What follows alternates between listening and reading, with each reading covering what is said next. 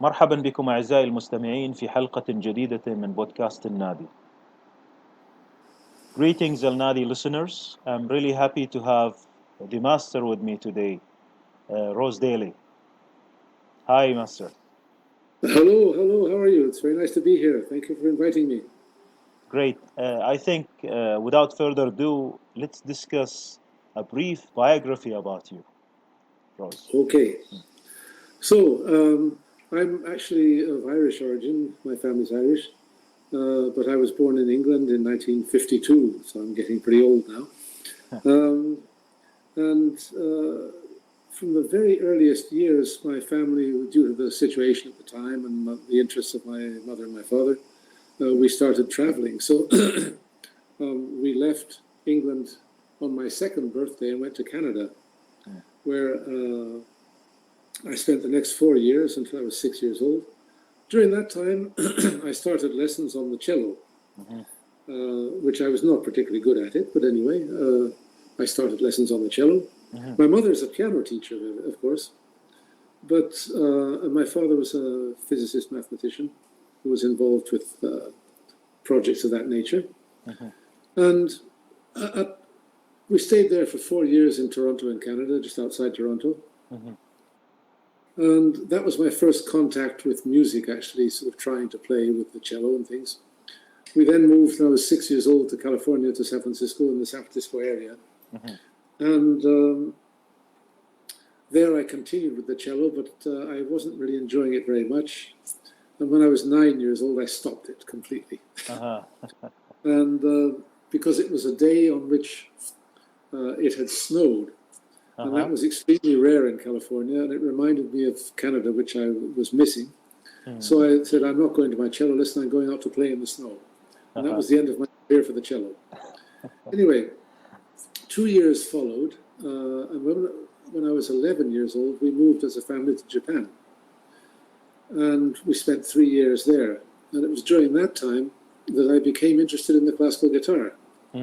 And that's when I took a really serious interest in music. I can actually remember almost the day on which I sort of took a serious interest in music. And started waking up very early in the morning to practice before going to school, something which my parents found to be extremely unusual. And they'd never seen me waking up at 5 o'clock in the morning to go and practice an instrument before. So that sort of was an indication that the interest was becoming serious. That continued, and I continued working on the classical guitar. We returned to California when I was about 13 years old. That must have been about 1965, I think that would be. Anyway, so I continued with the guitar and the studies of that, but I was also at the same time studying, working on different styles of more contemporary music, like rock and blues and things like that, even experimenting with electric guitars. And, well, what I was finding was the following, that with the classical music, I was very intrigued and very impressed with the complex structures and the discipline required and the sort of the development of that music I found to be very interesting. But I was missing some freedom, so I was missing what you might call improvisation. In the contemporary styles, especially blues and that sort of things, there was a lot of improvisation. But the structures were very simple and almost always the same, and I was missing something of the complexity and the development of form and structure. So I was going back and forth between those two, trying to find what is for me. At one point, I was taken by somebody, a friend of my father's. I was taken to a concert of North Indian classical music, performed, if I remember correctly, by Ustad Ali Akbar Khan, who was one of the greatest musicians of North Indian music of the 20th century. He played sarod. Yes. And I was very, very impressed by what I heard. Of course, at that point, I knew nothing about Indian music, and I don't think I was in a position to understand very much. But what I did see and what I did understand was that here was a music which incorporated this complexity and development of structure and form together with improvisation in perfect harmony, working together. That really impressed me, that these two aspects were present. So that started my interest, and I went home and picked up my guitar and tried to imitate some of the sounds which I'd heard in that concert. I very quickly discovered, however, that, well, to play that type of music, you need an instrument specially designed for it. A guitar would not be able to do that. So that was where my interest in non-European instruments began. And my first interest, we then moved as a family, we moved to England. And I came into contact with the Indian musical community of West London. And I started actually studying the sitar. This was a very important development for me, because I had managed to find an instrument on which so I could actually start playing this music. Well, I did that for many, many years. Several years I studied sitar with various people. I ended up even going to India in late 1973, 74, and spending time with musicians there. I also had picked up on my way from an old second-hand shop in London. I found an old instrument, which I didn't even know what it was. It was very unusual and very strange. And I did some research and discovered that it was a rabab from Afghanistan. And I then set about restoring it because it was in very bad condition, which I did, and strung it and started to gradually learn it. So I spent time also in Afghanistan on that trip. And that's where I started my work on the Afghan rabab, which is an instrument which I still play today and which I love very much. And I still have that very old rabab, which it was actually made by a very famous maker from Kabul. So I worked on Indian and Afghani music for several years. And I went back to England and was doing some work to get some money for a new trip. I was thinking to go back to India and continue work there and things like that. But I was pretty tired of traveling. It was a pretty intense experience. So but I'd been here once on a holiday to Crete once in 1970. So I decided to come here and spend a bit of time. I'd heard this instrument called lira, which was played here on Crete, and I'd liked it very much. I didn't know anything about it, but I liked it. And I thought, well, I'll come and spend a bit of time on Crete where it's a nice, gentle environment. It's not too intense and not too tiring. Do a bit of work with this lira and see what happens. So I came here. This would be 1975 now, and I bought a lira, and I also bought a donkey. And I traveled all over Crete with the donkey, with my instruments and my clothes and whatever I needed for myself and for the donkey. And I would spend time in the villages with the local people, learning phrases. In each village I would find some person who played a little bit, maybe some people who played more. And I'd start to learn this music. And because I was walking every day about 20, 30 kilometers from village to village, I started to realize that the sitar was a very demanding instrument. It required that you practice 8 to 10 hours every day, which of course, that's okay for me, I'm fine with that. But it's an instrument which is the most perfect instrument for playing North Indian classical music, but which does not work in any other setting. And if you put it in another setting, it sounds actually rather funny. It's rather humorous. Interesting. But in North Indian classical music, it's just amazingly beautiful. And I thought, well, do I really want to spend my entire life working on North Indian classical music only? And I thought to myself, no, that's not really for me. And so I changed direction. The lira became much more important. I stayed here on Crete. And while I was here, I began an apprenticeship with my own teacher, who was a very great lira player called Kostas Moundakis, who unfortunately is no longer alive. He was one of the very best lira players of the 20th century. It was basically himself and another lira player called Thanasis Kordalos, and they were the two top lira players for decades. And so I studied with him. I was his apprentice and student for a total of 16 years, up until the time of his death. And So that was a very important apprenticeship for me, extremely important. At the same time, I was going to Turkey very often and began pretty intensive studies of the Turkish classical system, the makam system as we know it in Turkey, working with the kemençe, which is the Turkish version of the lira, also the oud and saz, which I like very much, the folk music of Turkey, the saz. Yes. And so I began to work pretty intensively with that as well at the same time.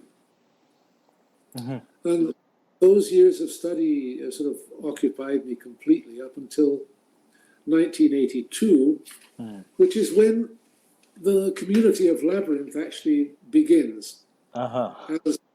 As just a group of friends who, as a sort of a study group, you might call it, and which developed into a group where we play concerts and things like that. And our prime interest was in understanding more and more about the modal musical traditions of the world, and inviting people from different areas to come and teach us and share their knowledge with us, and we would share ours with them, whatever we had. Yeah. And that's basically how it all started. And then it developed and developed and developed, and we have Labyrinth today, which is quite a large organization, with branches in Cyprus, Sicily, North Italy, Catalonia in Spain, Toronto, Istanbul, and San Francisco in the US. Yeah. And it's all about sharing knowledge about modal musical traditions.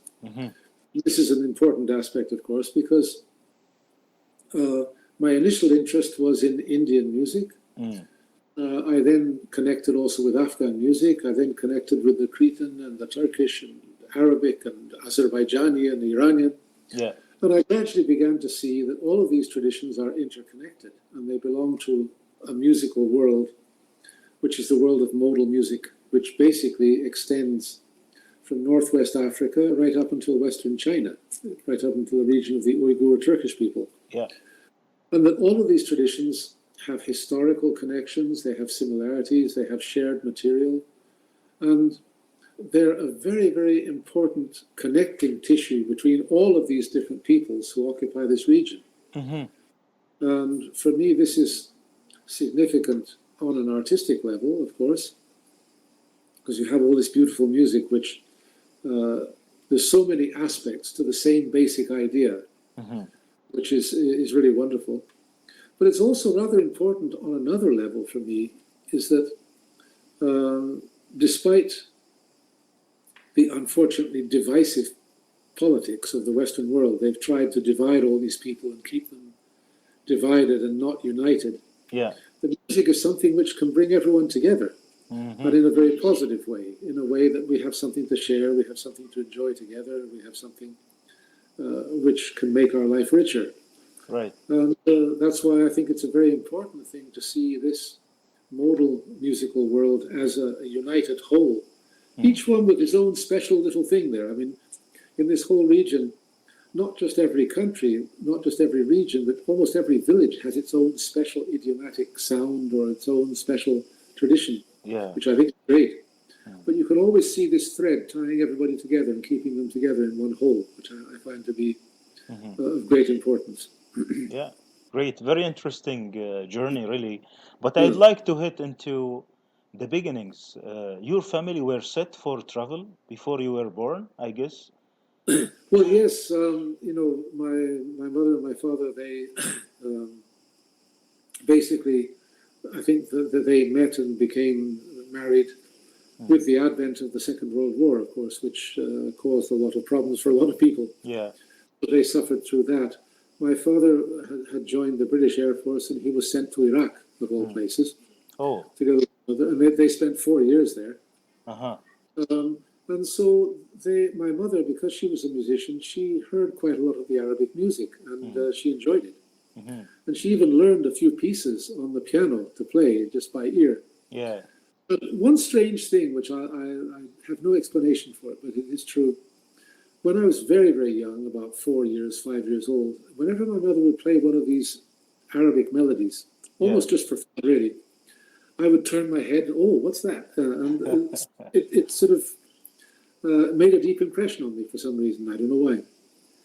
Then But that's the first encounter of modal that's the music. first encounter, exactly. That's the first encounter with that particular style, the sort of modal style of music, which obviously there's some importance there. I don't know what it is, but I'm quite happy to go along with it. Interesting. And so my father, his work brought him into contact with all sorts of things. Being from Ireland, and even in England in those years, the situation was bad economically, and they moved to Canada for an improvement, and later to San Francisco, where he became involved in work with higher aspects of technology, and even in the development of computers in their early years. And that led us to be taken to Japan, where he was part of a merger between an American company and Toshiba, and then back to the US, and he ended up in Switzerland, where he worked for many years also. And then his final years were in England, where he died in 2002, at the age of 81. My mother continued, and she died in 2016 at the age of 96. She became quite old. So that's basically what took them. There was the difficulties of the post-war period, together with an interest in things beyond just working to make a living, and trying to do something of interest. And that led them to do all this traveling. They also considered that traveling provided a very good education for myself and my sister, which I quite agree with, of course. For me, that was an enormously beneficial experience. You learn how to feel at home in a new environment in a short space of time. And that for me was very useful in my own travels, in being in places which were unfamiliar to me, and I would very quickly be able to feel at home and things.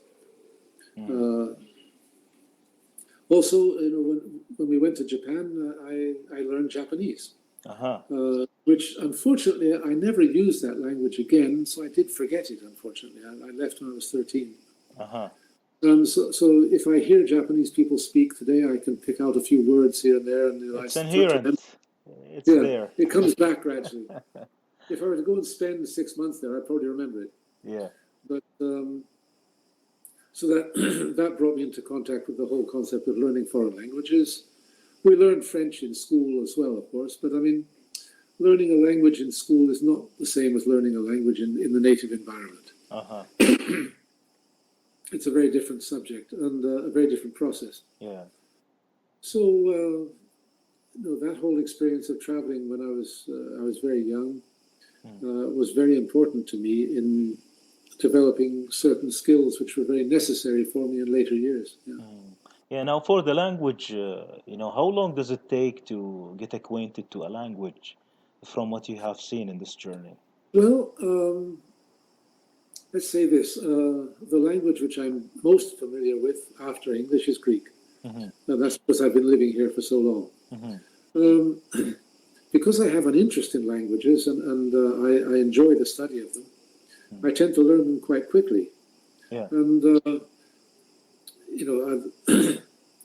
so here in Greece, I think after the first year, I was speaking quite comfortably, the Greek language, and feeling quite free to express myself. Greek is a very difficult language, rather like Arabic, which is also quite difficult, very, very difficult. Primarily because these are old languages with many layers to them, and so that makes them very, very difficult. I did actually I did start with a friend of mine from Tunisia in Athens. I did start taking some Arabic lessons from her, but unfortunately at the time I was just so busy with work that I didn't have time to study properly. I would love to learn Arabic. I think it's an amazing language, with a very, very rich literature as well. But unfortunately, I began my efforts at a time when I was snowed under by too much work. But yes, here in Greece, I was immersed in the Greek language because I came here to Crete, and I spent most of my time in village environments where there were not many people who spoke English, very, very few. So it was a necessity for me to learn the language as quickly as possible. Otherwise, you're left out of everything, I subsequently, through my trips to Turkey, which were very frequent, I learned quite a lot of Turkish as well, which I get along quite okay with Turkish. It's a very different language, a very different way of thinking, because it's a different family of languages from English and Greek. Yes. English is Indo-European, Turkish is Uralo-Altaic, and it's a very, very different structure. Very, very interesting. And I've picked up little bits of Persian, little bits of this, little bits of that along the way. Indian. India, yes, Hindi, yeah, Hindi. Yeah. Hindi, that was maybe the first time you were exposed to maybe a language like that way. Well, yes. Although, in India, the people that especially because I was concerned with North Indian classical music, which is usually played by a pretty well-educated class of people, they all speak English perfectly well. It's one of the official languages of India. Yeah. For the simple reason that India has something to the order of 60 different languages. Yes. And somebody from the north and the south cannot communicate in a native language. They speak in English to each other. It's very frequent. So, it's become one of the official languages of India is English, which is a bit strange after their 200-year adventure, so to speak, with England and the horrible oppression which they suffered from English. Yeah. Great. I'll just ask a question here. Did you choose your life, or it just happened to be that way? Well, when we're very young and we're looking forward, we have the impression that we are making choices. When we get older, I'm now 68, looking back, I can see that everything fits into a pattern, which you cannot see from back to front, but from front to back, you can see this pattern. And that makes sense, of course, because, every time you make a decision, you think that the center of that decision is me. Whereas, in fact, that's not necessarily the case. There's all sorts of things pressuring from this side, from that side, and from that side, from all sides, pushing and affecting you. And what you do, there is a spark of your own decision there, yes. But there is a lot coming from your nature, I would say. I don't know if I would call it your fate, but I would call it certainly from your nature. Which means that everything follows a perfectly reasonable pattern of development. And you can either go with that flow or you can work against it. But if you work against it, you're probably working against yourself. Yeah. So I've always had the ability to, what you might say, trust my fate and just go along with it and don't fight with it. It's bigger than me, so. Interesting. But I see that you were not maybe following a template or a procedure like what happens to other, where they say, okay, at this age you have to do this, and at this stage we usually do that. Oh, no. Yeah. Definitely not, no. I've always had the idea that, sort of basically, as we say in English, follow your nose. Yeah. Which is, I always believe that people can make one of three movements. They can either feel a very strong attraction, something saying, come here, and they can follow that. Yeah. Or there's something which is pushing them away, which is repelling them, a negative force. Or they can sit still. Those are the three movements they can make. Yeah. So I always considered that it's important to make a movement when there's something saying, come here, which is calling you. If something is pushing you away, it's not necessarily a good idea to go away, because you might just take it with you. So in that case, the best thing is to sit still and wait until there's something really calling you and saying, come here. So that's basically what I do. But I've always felt that there's been something which has been of so much interest to me that it's impossible for me not to follow it. That's been the case with music, that it just had such a strong attraction for me that it was impossible for me to say, no, I'm not going to follow that, I'm going to do something else. You have to follow it. It's just such a strong attraction. And I think that if you have attractions of that nature in your life, which have that power, then I think that there is some indescribable, magical power which will actually protect you. Of course, this may be absolute rubbish. I don't know, but it's in my interest to believe that. So I do. And to be honest, it hasn't proven to be wrong. I mean, I had no idea where all this interest in these strange musical idioms, where is this going to take me? Yes. In my early days, when it was not at all fashionable to be studying strange music from strange places, this was how people in the society in the West saw it, of course, people would often ask me, okay, here you are studying all this strange music, what are you going to do with that? And my answer was, I don't know. And this would put me in a rather sort of embarrassing situation. But as the years went by, I mean, the one thing leads to the other and to the other and to the other, and you start to see a pattern, and it starts to make perfect sense.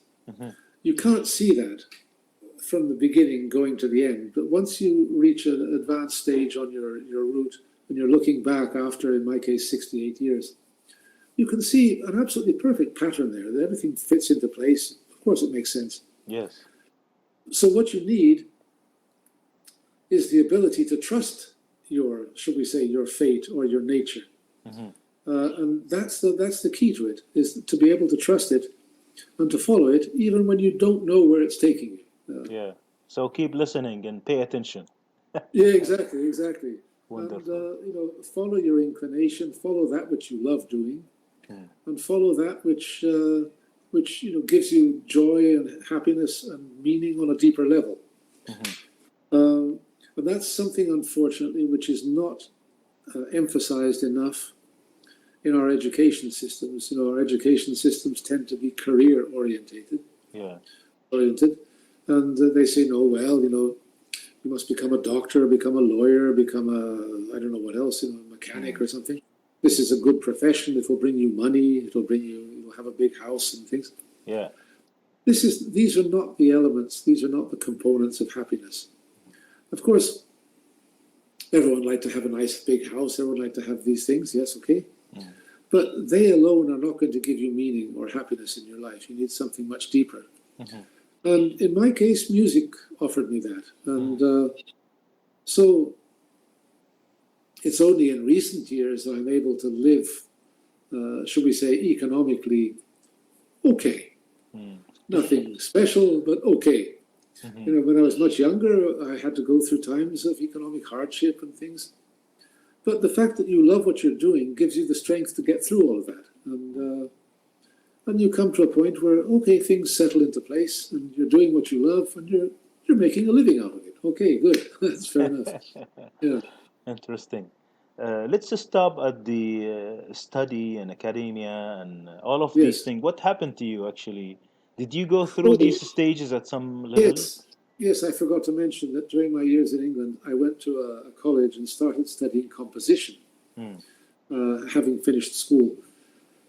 Okay, but at that time, this was in the early 70s, studying composition in England there was a lot of emphasis on contemporary composition, some of the rather more sort of avant-garde atonal styles at the time, which were very popular. I couldn't make any sense of that. I absolutely hated that music. I don't even call it music, actually. But I disliked that intensely. I mean, my interest in music, my favorite composer was always Bach. And I loved that style. I was able to write. I loved melodies. I loved, sort of something which, there's a magic in melodies. I can't explain it to anybody, but it's there. And all of this very sort of intellectual, atonal stuff, I found to be most unpleasant. And I didn't enjoy it. I did, however, go regularly to concerts of this music in an effort to like it, trying to like it. But it just wasn't successful. And in the end, I just gave it up and said, look, I've had enough of this. I'm going to go and study, continue with Indian music, which had become a very strong influence by that time in my life. And go and work on that and do some real serious work with that. So that was the breaking point from what you might call contemporary European, contemporary Western composition and that that Yeah. style of music. Mm. My love of classical music has always been basically, I mean, the stuff which really interests me is from the 19th century and on and backwards. Uh-huh. Not much of the 20th century really did I find to my taste. Uh-huh. There are some things, of course, which I do like very much. One of my very favorite composers is Prokofiev, a Russian of the 20th century. I love his work. Yeah. But a lot of the contemporary, the 20th century stuff really doesn't appeal to me all that much. Yeah.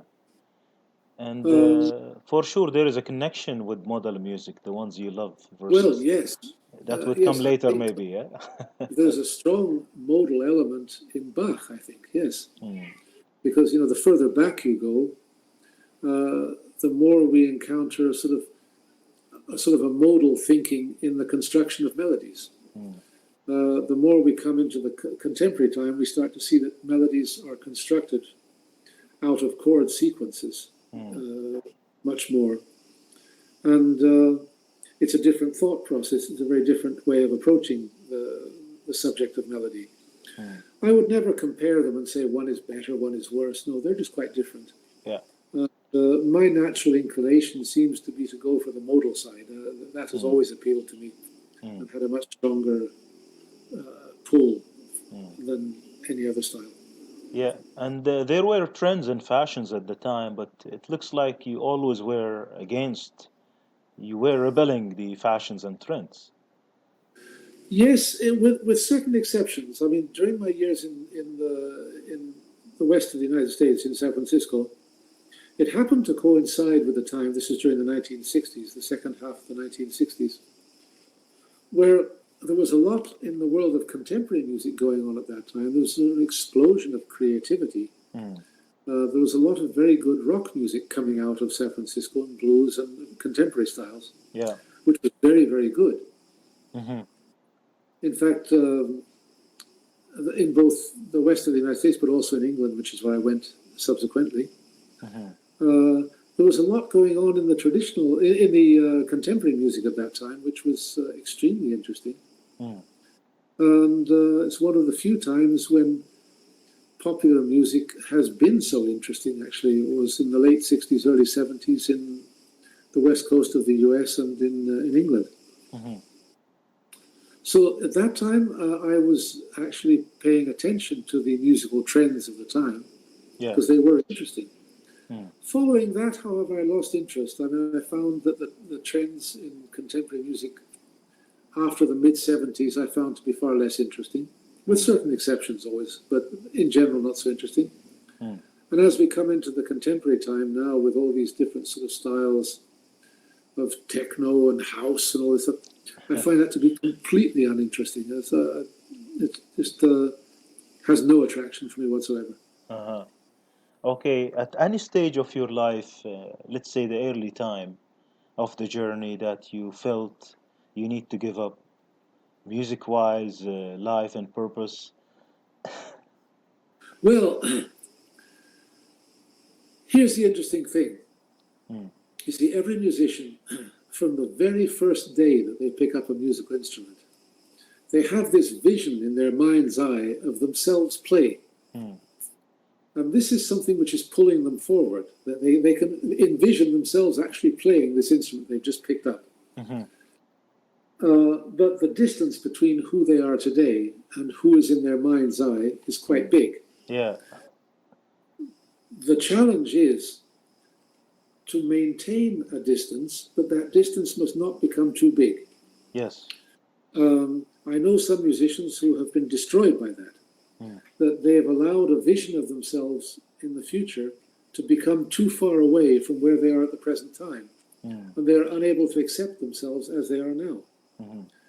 And this causes terrible distress. All musicians go through a period of that at some point when the distance becomes too big. Yeah. And they start to feel, oh, nothing is working, everything I play is horrible, everything sounds out of tune, everything sounds bad. We've all experienced this at some time, but what you have to do is you have to bring the distance of your mind's eye vision into bring it back a bit so it's not too far from who you are today. So that you can always have this vision of yourself 2, 3, 4, 5 years ahead of today. Uh-huh. But it's not so big that you are unable to accept yourself today. Because, it's important for any musician, without being egotistical and without being self-centered, it's important for a musician to enjoy what he plays. Yes. Otherwise, why do it? And also, how can you share with other people something which you don't like? Yes. You wouldn't feel good. So it's important to feel good about how you play. Yes. Not to think that I am the greatest, I'm the best. No, but to feel good about it. I'm giving you something which I enjoy, and you're my listener. I'm giving you the best I have. This is important, but it's also important to maintain this vision of yourself in the future, so that you see where you're going. Yeah. But distance must not be too big, otherwise it will cancel you, and it can be very, very distressing. That. Yeah. So sometimes, or sometimes circumstances can become difficult. I'm having trouble making ends meet financially, and I'm not getting any work as a musician. Maybe I should become a plumber. I don't know. But well, what I've noticed is that many musicians, they start out their life and they have dreams and they have goals and ambitions to do things, and they come up against the hard realities of life. And they think, okay, well, let's take a job as a musician doing something which I don't particularly like, but it'll bring me some money so I can do this for a while, then I'll have money, then I can do what I really want to do. So I've seen many musicians who, they suddenly decide at one point, well, I'm going to go and work in this nightclub and play. I don't like the style that they're playing there, but okay, I'll play that. And I'll do that for 4 or 5 years. I'll make plenty of money, and then I'll do exactly what I want to do. Yeah. No one has ever done that. Because you get sucked into this other world. And you start to do the exact opposite of what you're supposed to do as a musician. The most difficult thing in music is not to be a great virtuoso, not to have a huge repertoire. The most difficult thing in music is to be yourself 100% in what you're doing when you're playing. This is the most difficult and the most important thing. So when you're playing music which you don't like, you are deliberately keeping a distance from it. And you're working in the opposite direction. So what happens, what I've seen, is that these musicians, they go and they work in a nightclub. They think it's going to be only 5 years. But they may spend 20, 25, 30 years there. And then they finally made enough money. Okay, now I'm going to do exactly what I want. And they no longer know what it is. This is very sad, and I've seen this happen to many. So it's important to not have alternatives. It's important to have, this is my road, this is where I'm going, there is no other way for me. And that means that every time you come up against a big difficulty, which you think is insurmountable, that you cannot go past it, you don't have an alternative, which, so you don't sort of come up against this difficulty and say, well, this is difficult, let me go back to the nightclub for a while and do some work and get some more money, we'll come back to this later. Yeah. If you do that, you'll never get past this big obstacle. Yeah. If, however, you come up against the obstacle and you realize that, look, there is no other way for me. This is my road. I have to get past this obstacle. You'll sit there and you'll fight with it until you finally find a solution and you get past it. And once you've done that once, you realize that it's possible. And that gives you the strength to do it a second, a third, a fourth, a fifth time. Yeah. And as the saying goes, the darkest hour is just before sunrise. So when you really think it's just impossible, I'm not getting anywhere, that may be the moment before a major breakthrough. You never know. And quite often it is. So it's important to maintain this stamina, which will enable you to push and push and push until you finally get past the obstacle. Otherwise, if you have alternatives, and I could do this, I could do that, this takes away from your strength to get past this obstacle. So it's something to watch out for. Interesting. Interesting. Master, how did you come to support yourself traveling from one place to another? Were you I, alone at some times? oh yes, yes. Yeah. I've done all sorts of jobs. I've worked in agricultural work. I worked as a deep sea fisherman as well. Uh-huh. I even worked as an extra on film sets and things like that, just walking through. Uh-huh. And, all sorts of different jobs. I also used to, in Crete here, I used to run a cafe. Mm-hmm. Um, and that was my job for many years, running this cafe in the winter and working in deep sea fishing in the summer. Mm. And this enabled me to support myself and to continue my music studies at the same time. Mm.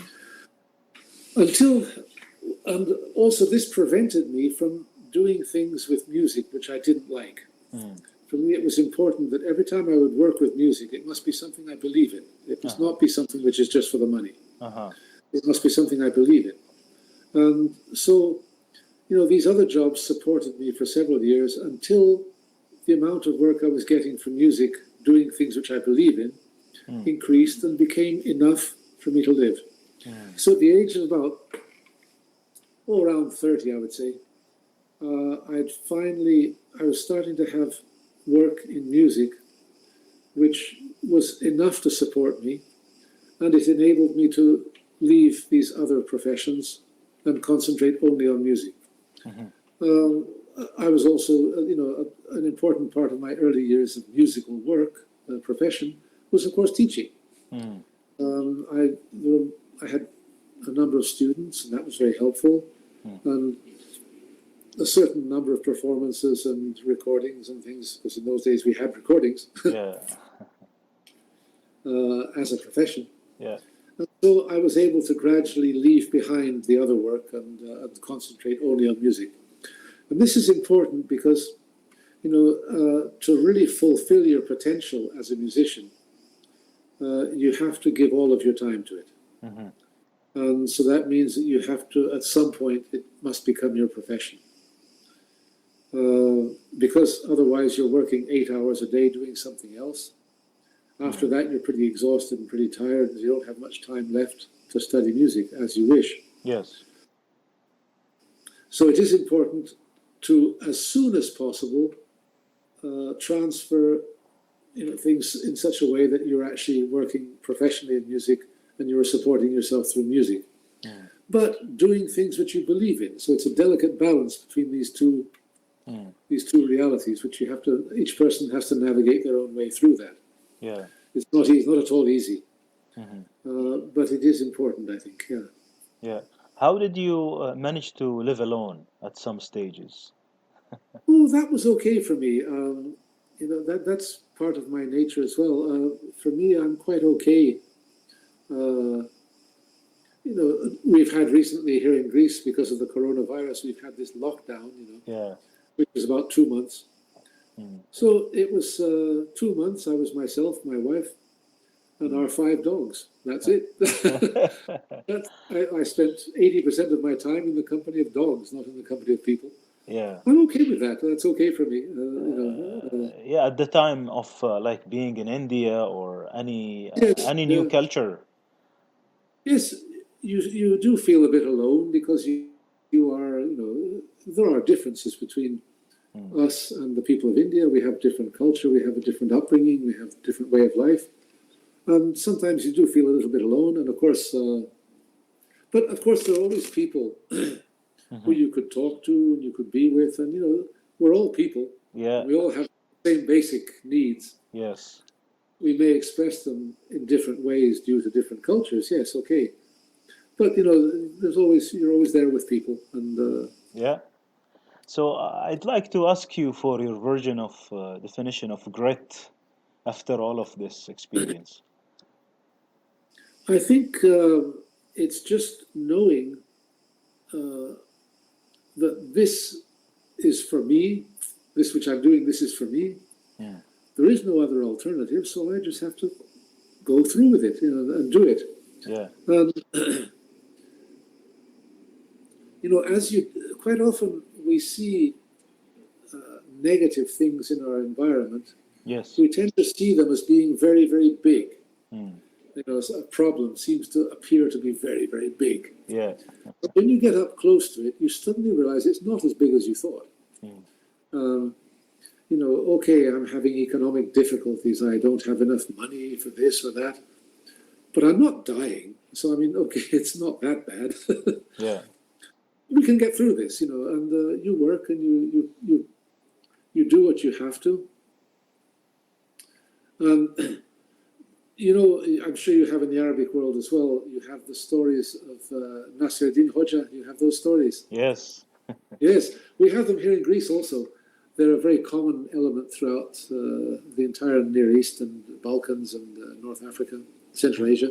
Yeah. Well, there's one story I like particularly of Nasruddin Hoxha, where he's sitting by a lake with a little pot of yogurt, and he's putting spoonfuls of yogurt into the lake. Yeah. Somebody comes by and says, "What are you doing?" He says, "I'm trying to turn the lake into yogurt." Uh-huh. And the other person says, "No, you can't do that. You can't make a whole lake out of one pot of yogurt." He says, "Well, what if you could?" And what he's really saying is that, okay, most of what we're trying to do, our effort when compared to the result, is like putting spoonfuls of yogurt into a lake. When you consider all of the things in the environment which are working for you and working against you, Yeah. most of which we don't even see. So really our effort to do something is no bigger than trying to turn a lake into yogurt with a little pot of yogurt. But we have to make that effort. We do that, and if it's going to happen, it will happen. If it doesn't, it doesn't. But it will certainly not happen if we don't make the effort. Yes. So even we make that little effort there, we do the best we can, and we hope for the best. That's it. Yeah. Yeah. Interesting. And then you have to cultivate an adaptability, which means that, okay, if things don't go exactly as I want them, okay, we have to think of something else to do. We have to come up with another way, another approach. So we have to learn to, as we say, learn to think on our feet and, and find solutions to get where we want to go. It is an unfortunate fact that in many parts of the world today, sadly, that's true in Greece actually, there is, you know, a lot of people, they want to get a permanent position as a civil servant somewhere, and they have one job which they do for the rest of their lives, and that's it. And it doesn't challenge them. Yeah. I think it's important that we live lives where we are constantly challenged by our circumstances and challenged by our own dreams. That's very important also. Yeah. But, they force us to be adaptable, to be creative, to be flexible. This is very important. This is what keeps us alive, I think. Yeah. Interesting. Yeah. Rose, I'd like you to reflect on the theory and the approaches to music from what you have seen. Okay. After all this journey, I mean. Well, we seem to have two distinct directions in music. There is theory, which quite often has quite a strong and quite an obvious, almost mathematical basis to it. But then we have the practice, which is the idiomatic nature of music. And these two are working sometimes together, working sometimes opposite, sometimes fighting with each other. Yes. Sometimes the one goes forward, sometimes the other goes forward. It's a constant dialogue between these two sides. In the world of modal music, we can see this quite clearly. We have theory of Makam, for example, with the tetrachords, the pentachords, and the dominants, and all these different things. Yeah. These different theoretical definitions. But then we also have the very idiomatic phrasing, which is extremely important. Yeah. I think that the way to see this is to look at learning modes, learning makams, or raga if it's Indian music, or daska if it's Iranian, or ichos if it's Greek. The way to look at this, the way to learn a maqam, is to see the maqam to become acquainted with it in the same way you become acquainted with a person. Uh-huh. This for me is most interesting Mm. because the book, the theory book will tell me that, okay, maqam bayati has these notes in the bottom tetrachord, these notes in the upper pentachord, it has this dominant note, it has this important note, it has this modulation here, it moves in this direction. Yeah. Okay, this is a description of it. That's like somebody saying to me, okay, let's pretend I don't know you, I've never seen you before, and someone gives me a description saying, okay, Fadl has hair this color, he wears glasses, he has eyes this color, he is about this height and this weight and things. I have 15 characteristics describing you. Yeah. And I go into a crowd of 100 people, and I'm trying to find you. I would think, well, maybe it's this guy over here, maybe it's that one over there, I'm not quite sure. But if I know I've seen you, I can go into a crowd of 1,000 people. Oh, there's Fadl over there. Yeah. And of course, this recognition, these 15 characteristics in the description, they're correct. There's nothing wrong with it. But the recognition does not come as a result of that. It comes as a result of contact, of spending time together, of having talked together and having, an acquaintance, a real acquaintance. And this for me is the same with maqams. The way to become fully acquainted with a maqam is to become acquainted with the phrase material, which is contained in some of the really good compositions, where you see, this is how all of these people over hundreds, thousands of years have been working with this material. This is the honey at the end, so to speak, which is the real essence of it. Yeah. Is these compositions. And if somebody wants to know what is Maqam Bayati, for example, I could say to them, well, listen to Ibrahim El-Aryan's Bayati Semai, for example. Yes. That has all the information, it's all in there. It's all there, all the really good phrase material, it's in there. It's really beautiful. And for each maqam, I can think of maybe 20, 30 compositions which are really sort of, they have the real quintessence of that particular maqam. And this, for me, is the way to become acquainted. The theory, it's okay, and it's useful, and it's a way of organizing our thought process in a way. But the real meat, so to speak, on the bones is the phrase material for me. Yeah. And that's sometimes, let's say, a knowledge or a culture in the chests, we say in Arabic, in the chest of the master. Yes, So yes, you of have course, to yes. go live with them and live the culture to be able to get acquainted to the person called Most Bayati important, or the yes. rhythm or, yeah. Yes, this is very important. Yeah. The living experience, we call it viomatiko in Greek, from the word vios, which means live, living, alive. And this is very important, is the living experience. And this, for me, was very much, it was a very big part of the inspiration behind the development of Labyrinth over the years, is that it's not just a matter of sitting in a classroom with a teacher and having it explained to you. It's a question of you're spending time with your teacher at breakfast, in the classroom playing together, at lunchtime eating and talking, in the afternoon with your lessons, in the evenings in the restaurant playing together and spending time together and discussing. And it's a living experience of being in close contact with your teacher, which, okay, in the case of a seminar here, that'll last for 1 week. But usually what we say is, if you find, a teacher who you think, out of the ones we have here, who you think is really the man for you, or the woman, okay, arrange to go and spend a longer period of time where that person lives, and in everyday acquaintance with that person as a sort of an apprentice. And many of our students have done that.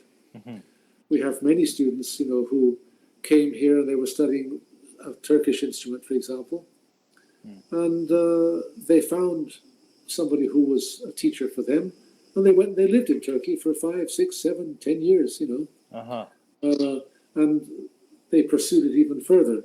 So they were infected. Yes, infected, exactly, yes. Yeah. The virus, there it is. Yeah. And this is important. We can give them a taste of this experience here, but they have to follow up themselves and seek the real experience over a long space of time through their own effort. We can just give them that taste of what it's like for 1 week to be living that type of life. And if they see that is for them, then they will follow that. Yeah, that's very important. Interesting.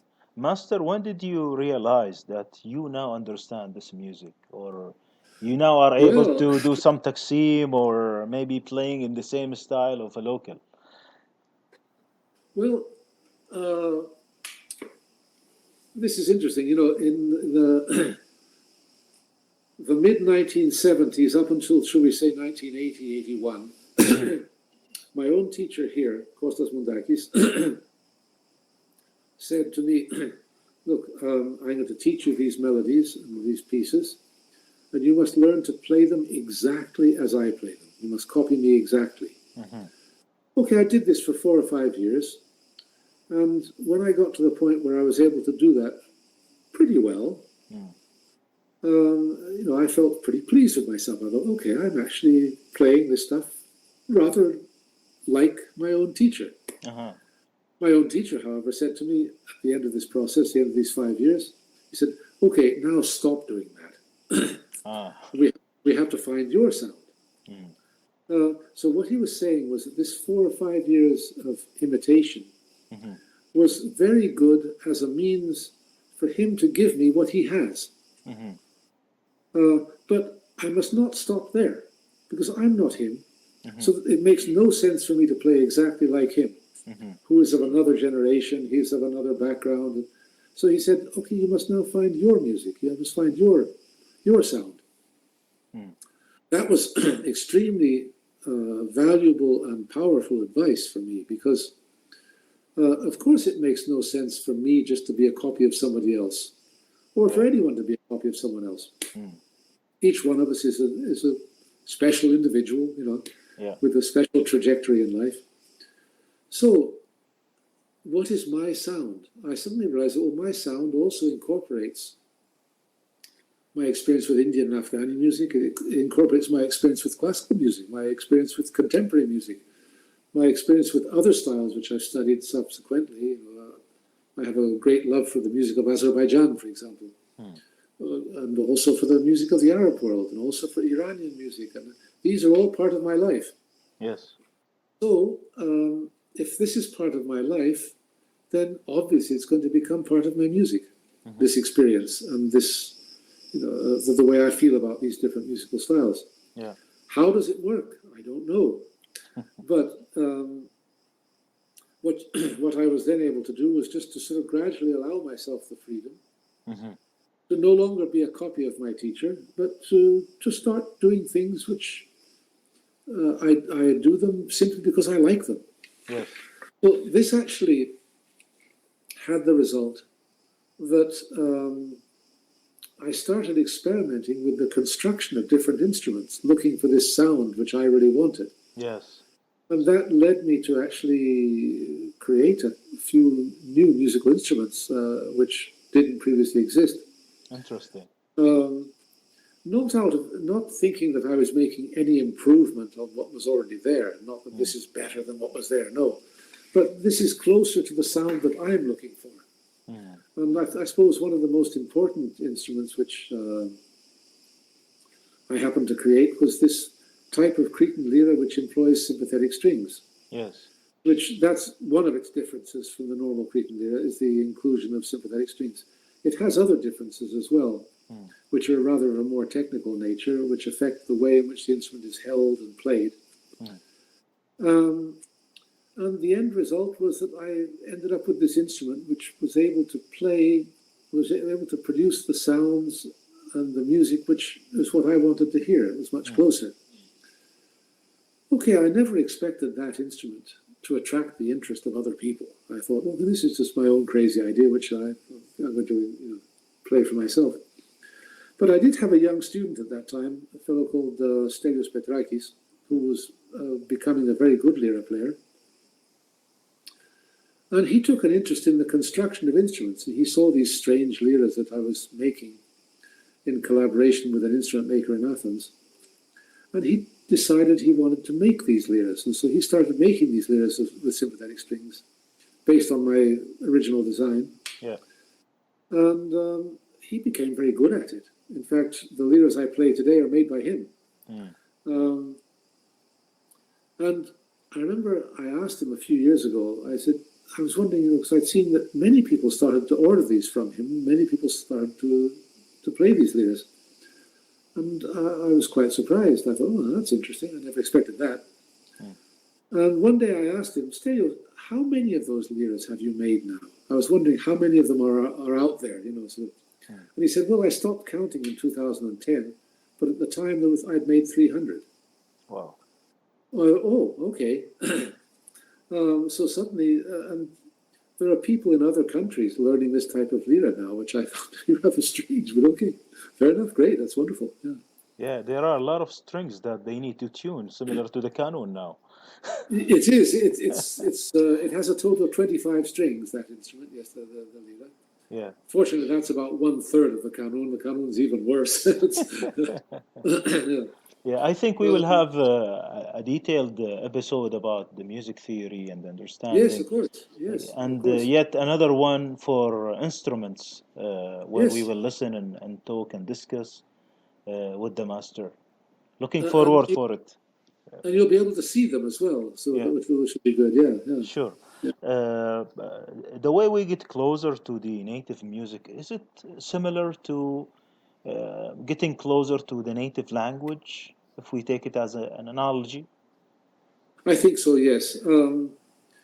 It requires, as my teacher told me then, that 4 or 5 years of complete immersion. That you do that as though nothing else exists.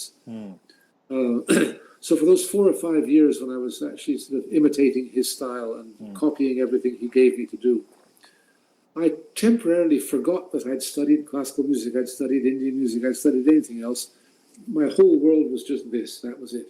It's this process of complete immersion which you go through. And so at the end of that process, when you have to look for your own sound, is when you allow all of this to come back into your life again, the stuff that you've done previously. Yes. But it does require a period of, I would say, between 4 and 5 years, depending on the difficulty of the tradition in question, during which time you do it, you immerse yourself in it to such a degree that it feels like nothing else exists, only this exists. It becomes an obsession. Yes, interesting. Let's name some of the other masters you have met, Rose, where we would like to see how did they understand their music and how did they practice it and produce. Yes. Well, I had the very good fortune to encounter a very large number of extremely significant musicians in different countries. They all have something in common, that they, for a start, they have absorbed what they know to such a deep level that they don't even think about it. They just play, and that's it. Because it's important when you're studying, we think about what we're doing. Yes, okay, but when you're actually playing, we don't think. Yes, it's just something which comes out like that, and all of the work you've done and everything comes out in this flow, and this flow must not be hampered or hindered by thinking about it. If I'm playing a taksim, for example, I can't be thinking, well, now I'm in Bayati, and so from here I'm going to go to Karjiyar, then I'm going to go up to Avij, and then I'm going to go to Muhayyad. If you're thinking like that, it's not going to work. You play, all your years of study, they've told you, you know what to do. And you don't have to think about it, you just do it, and it comes out naturally. And sometimes you're even surprised yourself at what comes out. yeah. So, I had a number of very important teachers who helped me with that tradition, apart from my teachers here on Crete, which the primary one was Kostas Moudakis. I had also people like Ihsan Özgen in Istanbul who helped me with the Turkish lira.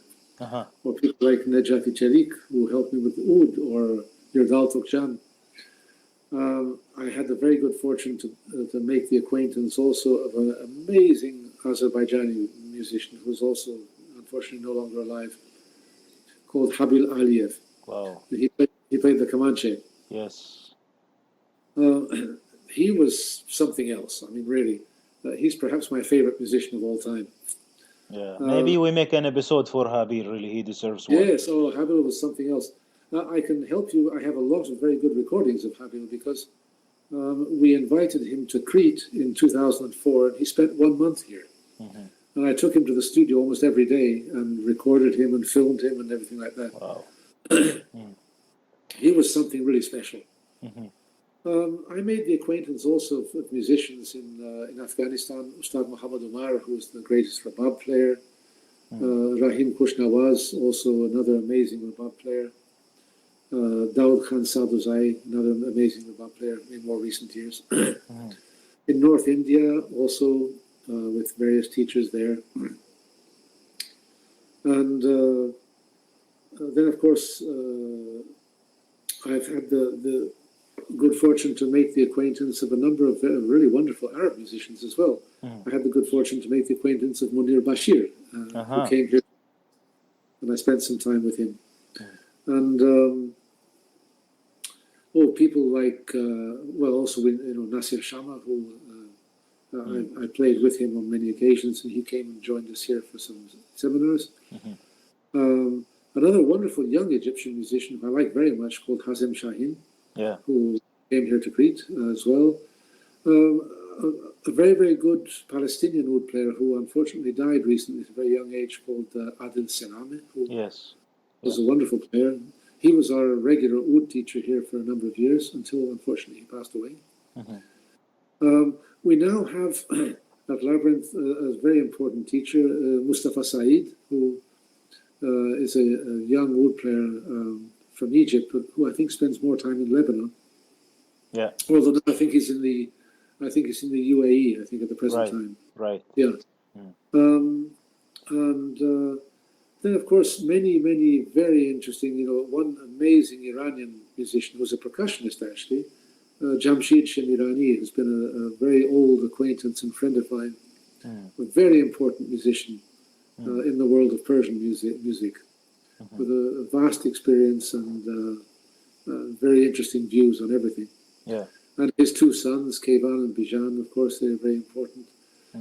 I also made the acquaintance many years ago of Dariush Talai, who was a wonderful tar player from Iran, together with some younger tar players like Aras Salek, who's in Toronto, or Hamid Khabazi, who is now in Iran again. Many amazing. Majid Kiani, the Santur player, I also had the good fortune of spending some time with.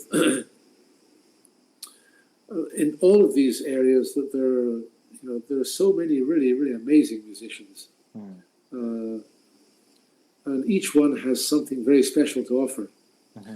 And this is one thing which I find to be quite important. There's something which has unfortunately been somewhat misunderstood by some people. It is important at a certain point in your life to have one teacher and only one teacher, and to complete a full cycle of studies with this one teacher. But having done that, it is important also to approach many different people once you've completed this cycle, and take from different people, learn from different people. This is something we emphasize very heavily at Labyrinth, is the fact that, yes, of course you will have at some point in your study one teacher, and this will be quite enough for you. But there comes a time when you must be looking for influences from many different sources as well. It is an unfortunate fact that sometimes teachers can be rather jealous about their students and things like that. Yeah. And this comes perhaps from an older time when there was the question of patronage, and they were guarding positions rather jealously. Yeah. But in the modern day, things are different, and it is important for people to acquire, beyond a certain point, a more sort of a broader knowledge, and from a number of different sources, and to be able to filter all this and to be able to organize it into a cohesive whole. which I think is very important. Yeah. Yeah, very interesting. Yeah. Uh, So it's uh, very important to have a multitude of sources. mhm. But it is also important, this older concept of having one teacher, this is so that, you don't get confused. You complete a full cycle and you get a whole picture, and then you have something, you have a nucleus on which you can build. Yeah, Yeah. interesting. Rose, for the number of instruments you play, how many are they today? To be honest with you, the number of instruments I play as time goes by decreases. Yeah, Because, you see, I never did intend to become, a multi-instrumentalist, as they call it. yeah, But what I did understand was this, that my way of approaching a new musical tradition, the music itself, is through the medium of an instrument. Maybe I'm not a very abstract person, and I tend to be rather more practical. yeah, And so for me, having an instrument, let's say I want to learn Iranian music, for example. Okay, I have a lot of experience with plucked string instruments. So I can pick up a tar, which is one of their very basic instruments, and with a certain amount of instruction, I can learn the basic techniques of it. And this instrument will help me to understand the Persian musical tradition, because it fits so nicely onto that instrument, and that the instrument is actually an important device helping you to learn the music. yeah, But my intention is not so much to learn the instrument as it is to learn the music. And the instrument is exactly that, it's an instrument. yeah, To become a proper virtuoso of that instrument is another question altogether. Because learning an instrument is a question of learning the full repertoire for it, not just to be able to play one piece of music on 20 different instruments. That's quite easy to do, actually. It's not very difficult. So the real difficulty and the real challenge is to learn the musical tradition for each of these instruments.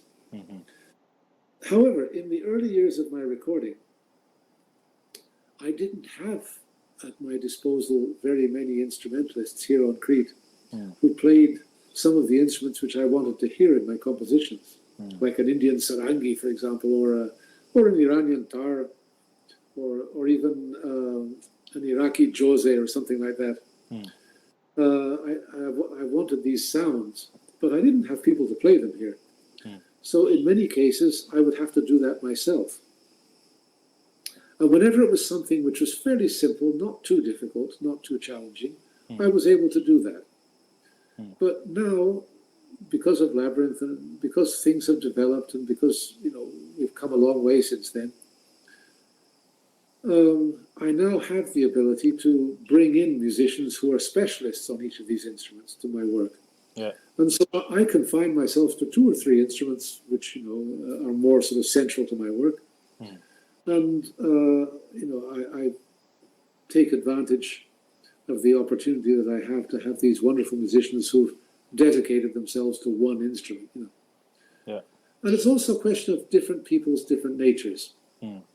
There are some people who it seems to be in their nature, they want to sort of busy themselves, they want to study many different instruments and things like that. And they seem to manage, they seem to do it, yeah. yeah, There's another type of person, my wife Kelly is a very good example of that. And all her life is one instrument, lira. But they take this, or Habil Ali is a perfect example, one instrument, Comanche. yes, But he took it to the most extraordinary depth, and he took it a very, very long way. So, okay, the people whose tendency naturally is to want to play lots of different things, they can come up with some rather interesting ideas, which the other guys maybe can't, because they think of connections between different instruments and things like that. The guys who are just this one instrument, they can go to depths of this instrument, they can do things which the multi-instrumentalists can't do. So each one is necessary, there's no comparison, the one is not better than the other. But each one has to be careful of certain things. The one who has the tendency to want to play many things has to be careful to put a limit there. Otherwise he's going to become he's going to play a little bit on all of them, but he's not going to be any good on any of them. True. This is a danger. You have to limit yourself because nobody can play everything. That's just not possible. The person who's this one instrument only has to avoid becoming too narrow-minded and too, sort of restricted. He has to allow himself to open up his horizons as well. So each one has certain advantages which they can take advantage of, and each one has certain dangers which they have to be careful of. Yeah.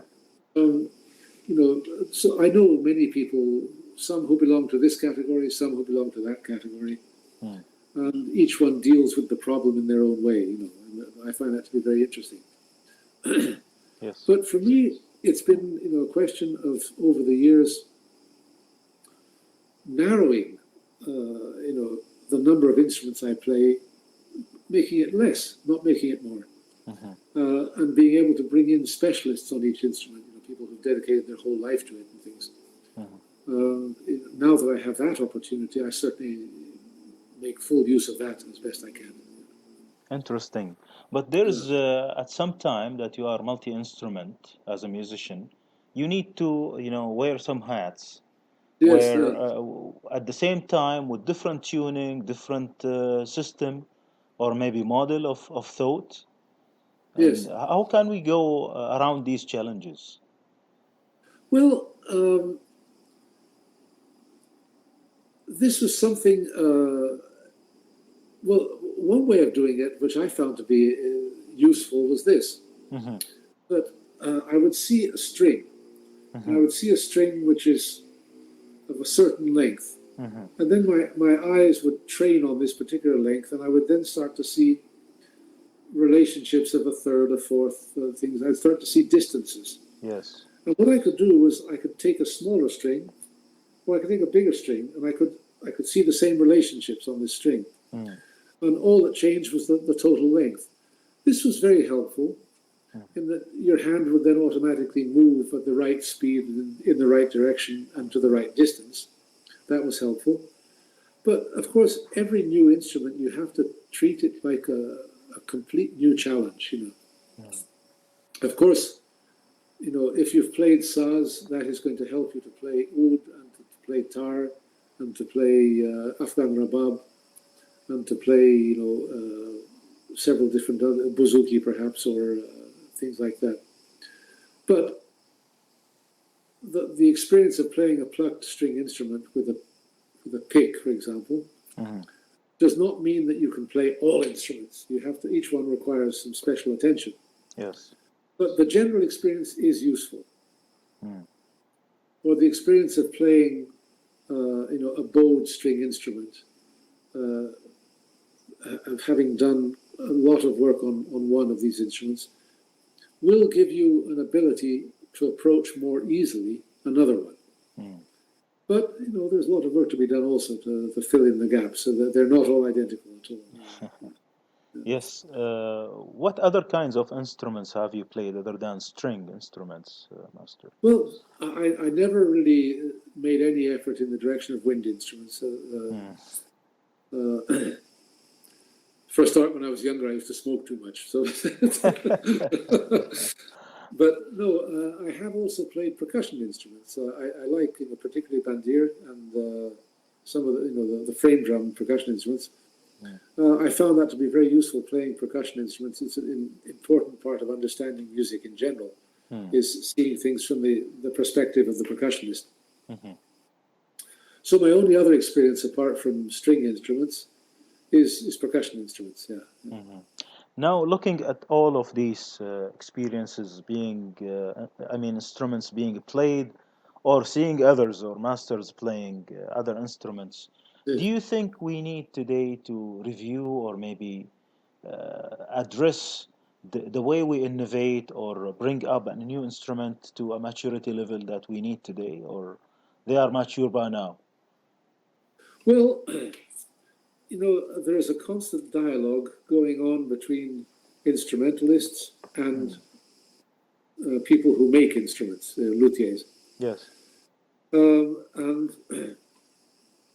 every time an instrumentalist comes up with a new technique or a new approach approach to an instrument, that will usually lead to some innovation on the part of the instrument maker, Yes. who is going to accommodate that new thing. Yes. But sometimes the instrument maker comes up with something new which actually facilitates the player.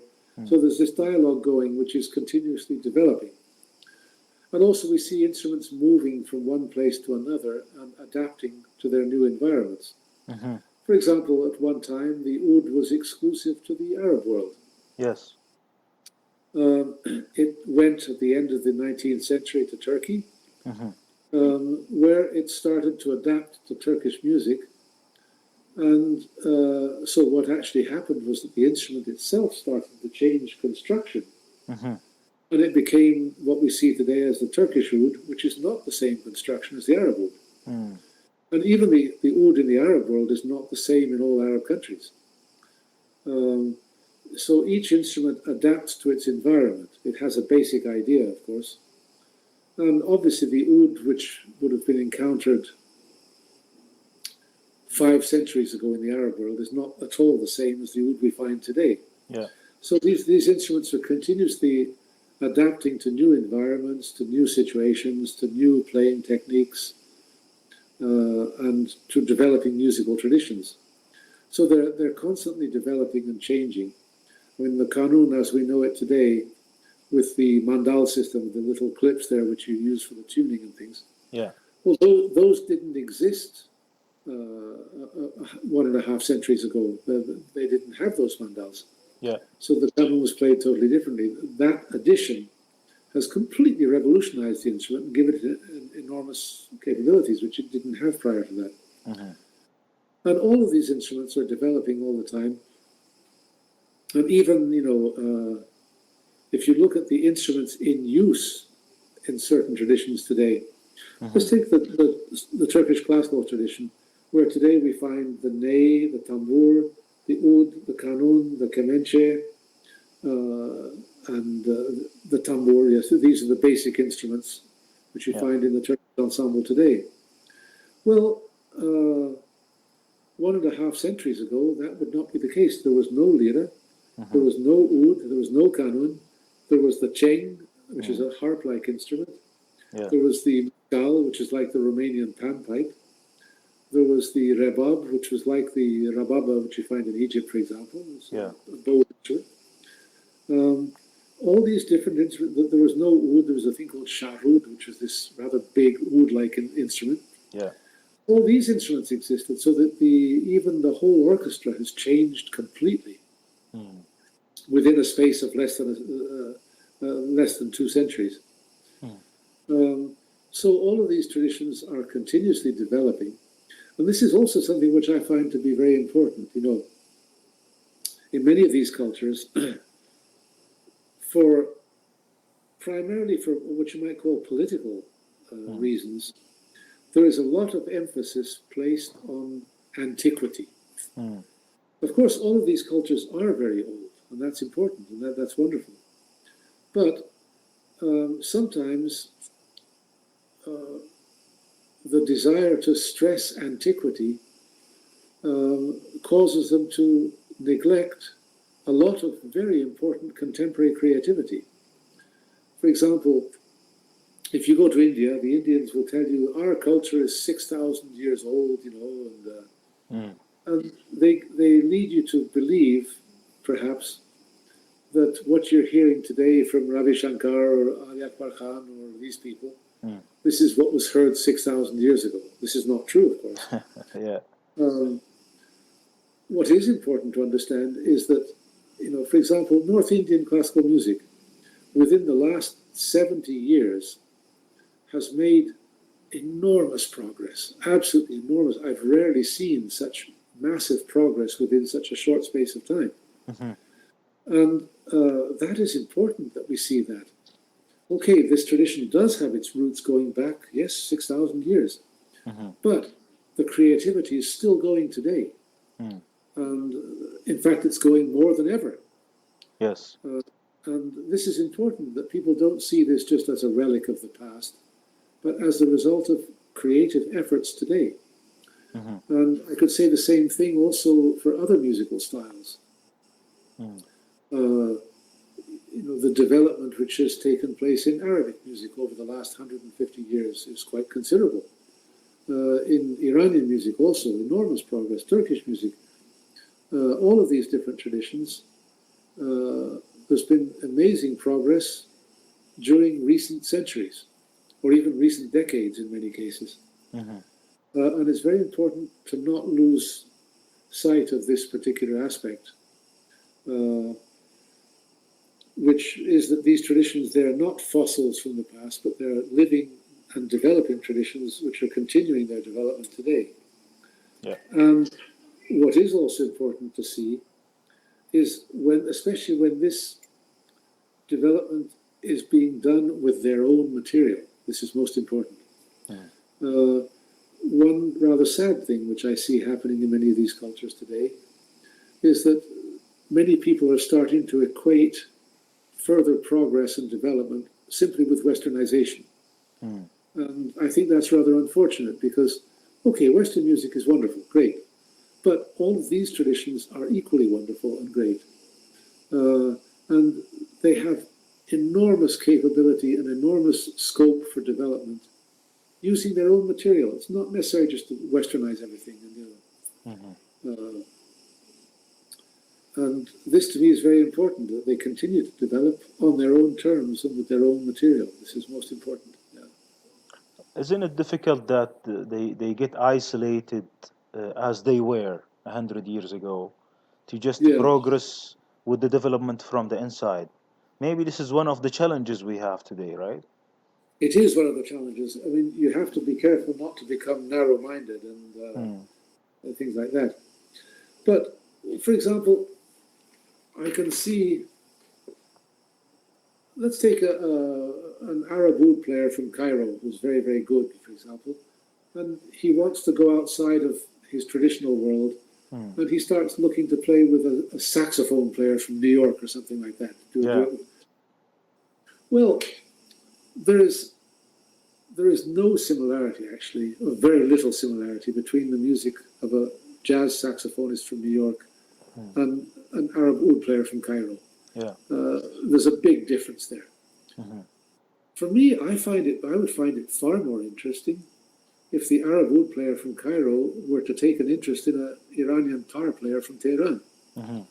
They have so much shared material already, but very different ways of seeing it. That could be very, very interesting. And of course, I have seen such collaborations, which were indeed very interesting. The only reason that he would choose the saxophone player from New York is because it's going to be financially rather more successful, because he comes from a richer country. Yeah. And I think that's a bit unfortunate.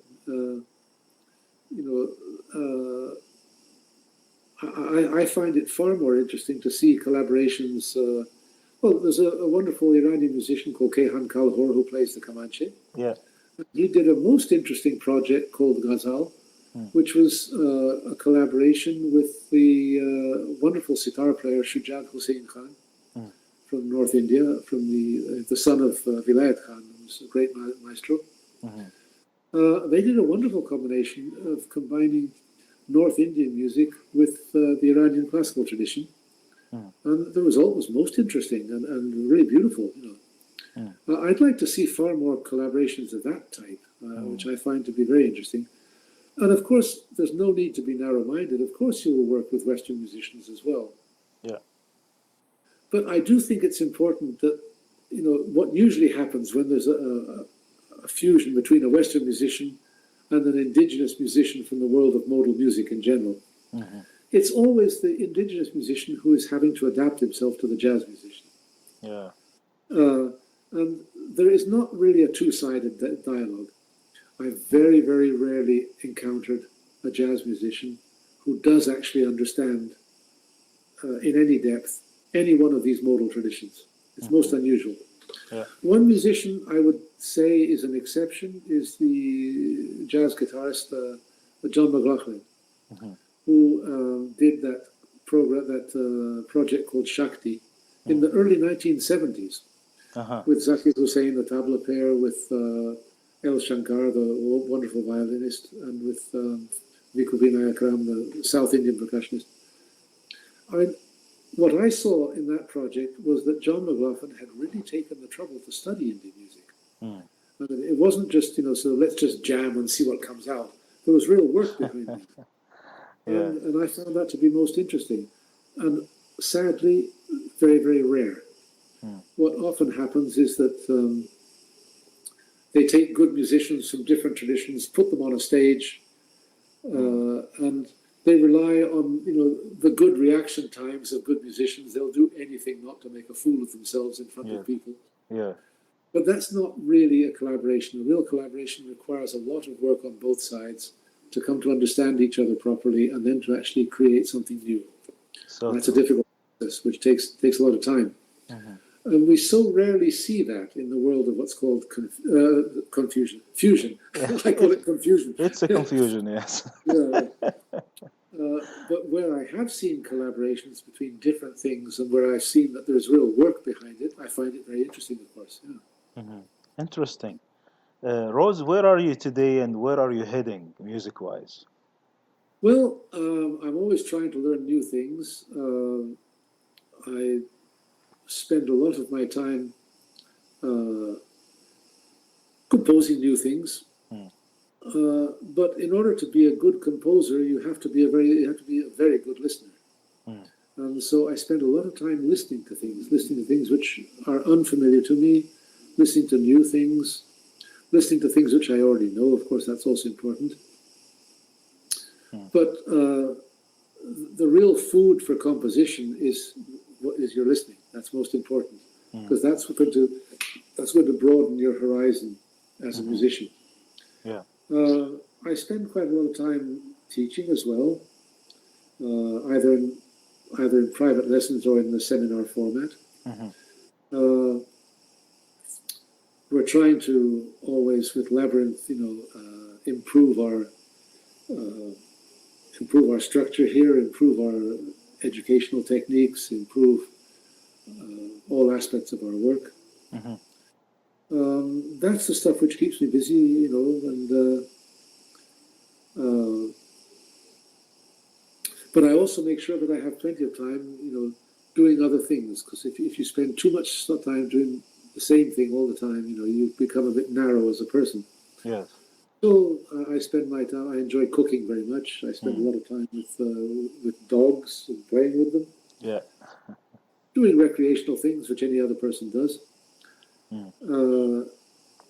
And trying as best I can always to broaden my experience of music and to increase my skill. Learn new techniques on instruments, which I play. Just always pushing the boundaries a bit, trying to get a bit further.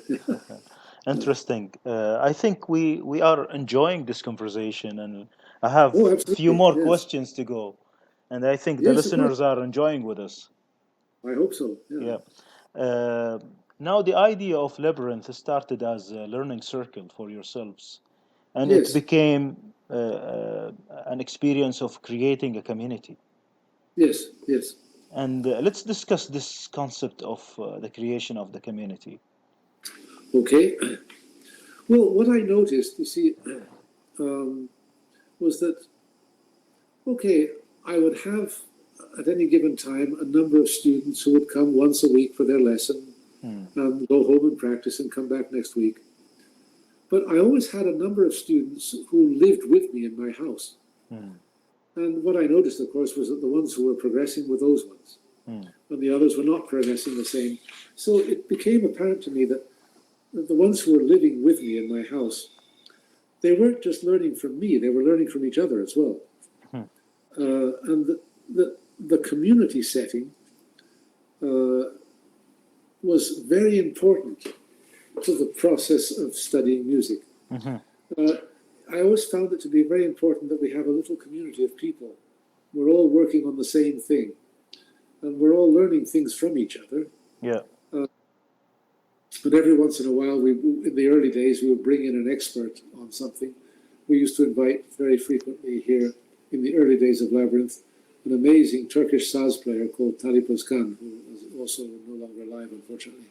And we used to invite him to come, for a week and spend a week with us. And so he'd be sort of the outside expert we bring in. We'd all sit around and learn from him. We would all take in what we could, and then we would all sit together and we would share the experience that we had had with this. And we saw that each person had taken something different. So we then combine that and share it amongst ourselves. So I've always found the concept of a community as being very important to the study of music and to the learning process in general.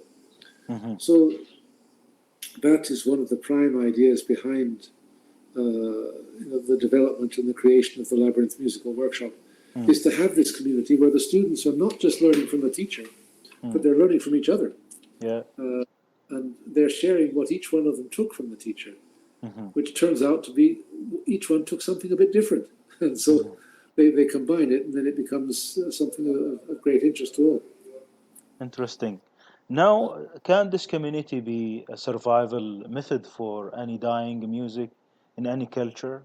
Can we bring up a community to bring it back to life?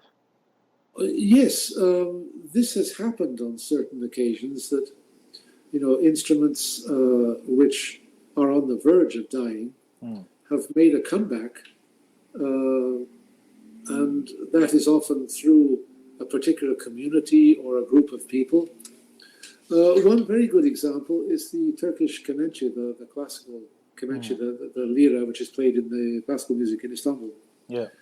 This instrument in the mid-20th, or should we say the mid to late 20th century, almost died. And at one point, there was a very small number of people in the 70s and 80s, a small number of people playing this instrument. But suddenly there was an interest taken in this instrument by a younger generation. And today, there's a large community of people playing this instrument. It's just suddenly made a comeback. And it's very important that all these people who participated in the comeback were working together as a sort of a group, as a little community there. We also had a type of bagpipe here on Crete called ascomandura, which almost disappeared entirely. But for some reason, during the 1990s, a number of young people suddenly took an interest in it. And they formed little communities. They formed a club of bagpipe players and things like that. Yeah. This instrument has started to come back, and now there's a lot of people playing it. It's become very popular. So this always helps. The aspect, of quite often the spark will come from one or two specific people, but it's important that a community develops around that, and that will really lead to it sort of catching fire completely, sort of taking off. And that could be applied for any kind of music, right? I think so. Yes, I think so. I think that's important. Yeah. Rose, how many students did you bring up so far? Your own? Well, I've never counted, but I think my own personal students, sort of who were basically trained by me, would be something, not that many, but something in the region of maybe 60. Yeah. Of people I took from beginning and took them up to a fairly advanced level. But it's also important, all of the thing which I'm most happy about with my students. I've been very lucky, actually. I've had some really amazing students who have become exceptional players and exceptional musicians and exceptional composers also. The thing which I enjoy most about my students is that each one is totally different from the others. Interesting. And that's the one aspect, that's the one thing in which I would say that, yes, I have been successful. I never speak about my achievements, but that's the one achievement I feel most proud of, is that each one of them is totally different, which means that somehow I must have managed to help them bring out what is their music and not just be copies of me. That's very important to me, that each one finds what is his sound, his music, which is the thing which my own teacher, Kostas Mundakis, told me, so many years ago, was to look for my own sound. And so I've always put a lot of emphasis on that. And I'm very, very happy that each of my students today, each one sounds totally different from the others. Each one has his own sound, his or her own sound, yeah. There's plenty of women as well. Yes. So that's the most important thing for me. To name some? As for Labyrinth, As for Labyrinth, well, Labyrinth has literally hundreds, thousands of students actually over the years, some of whom have become really amazing musicians and who occupy important positions today in the world of music. That's a source of enormous pride to all of us here at Labyrinth, the fact that these students have developed and have actually made an impression, made a mark on the world of music. That's most important for us. Uh-huh. Interesting. Can we share some stats about the Labyrinth, impact on the music world? Yes. Well, Labyrinth has been going since 1982. It's been through various different phases. It started out very small. It's actually become quite big today. And so that means every summer here in Hudetsi, under normal circumstances, unfortunately this year was not normal circumstances at all because of the coronavirus. We cancel all of our live activities and only do online activities. But in a normal year, we have about 400 students here every summer. And in the winter, we would have somewhere, in a smaller circle of seminars, we'd have about half that, about 200. So that's about 600 every year, 600 students every year that actually come through our classes. Every summer, we do somewhere to the order of 40 to 45 different seminars of different subjects. And in the winter, again, about half that, in a smaller cycle of events. And we have students thus far from a total of approximately 40 different countries who have visited our workshops. Interesting. So that gives the general picture of how things are developing. Yeah, mentioning online courses, Rose, what could be a pro and con of online versus physical or actual? Well, that's something that all of us are still discovering because it's a new subject for us. But some of the things we have discovered are the following. The one big disadvantage of the online is the fact is the latency of the time latency, which means that we're not able to play together with all of our students. However, what we have found is that, let's say I'm the teacher. What I do is I play, I mute all of the other students so I don't hear them and they don't hear each other, but they all hear me. Yes. And then each one plays with me.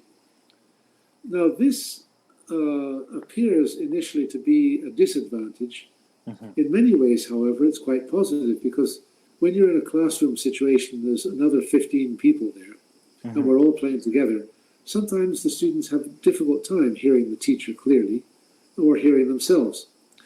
With this, using the Zoom application, with this online format, the student hears only the teacher and himself and is able to compare between the two. And so this can actually be very helpful. Many students have commented very positively about that.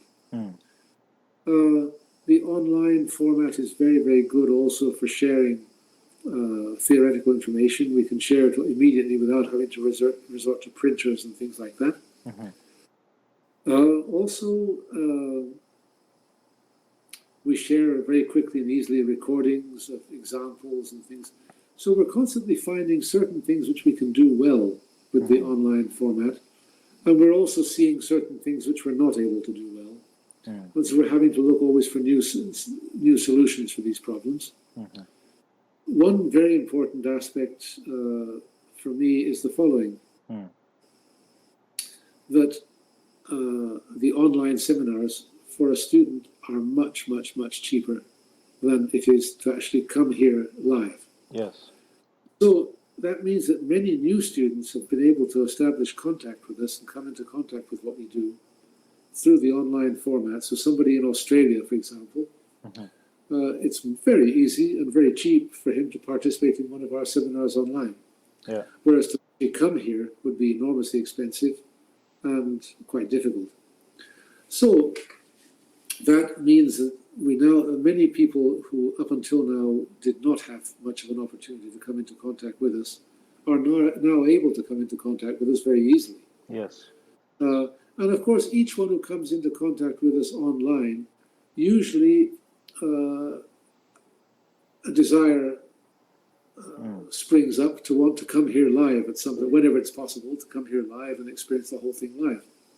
So the one side helps the other in many ways.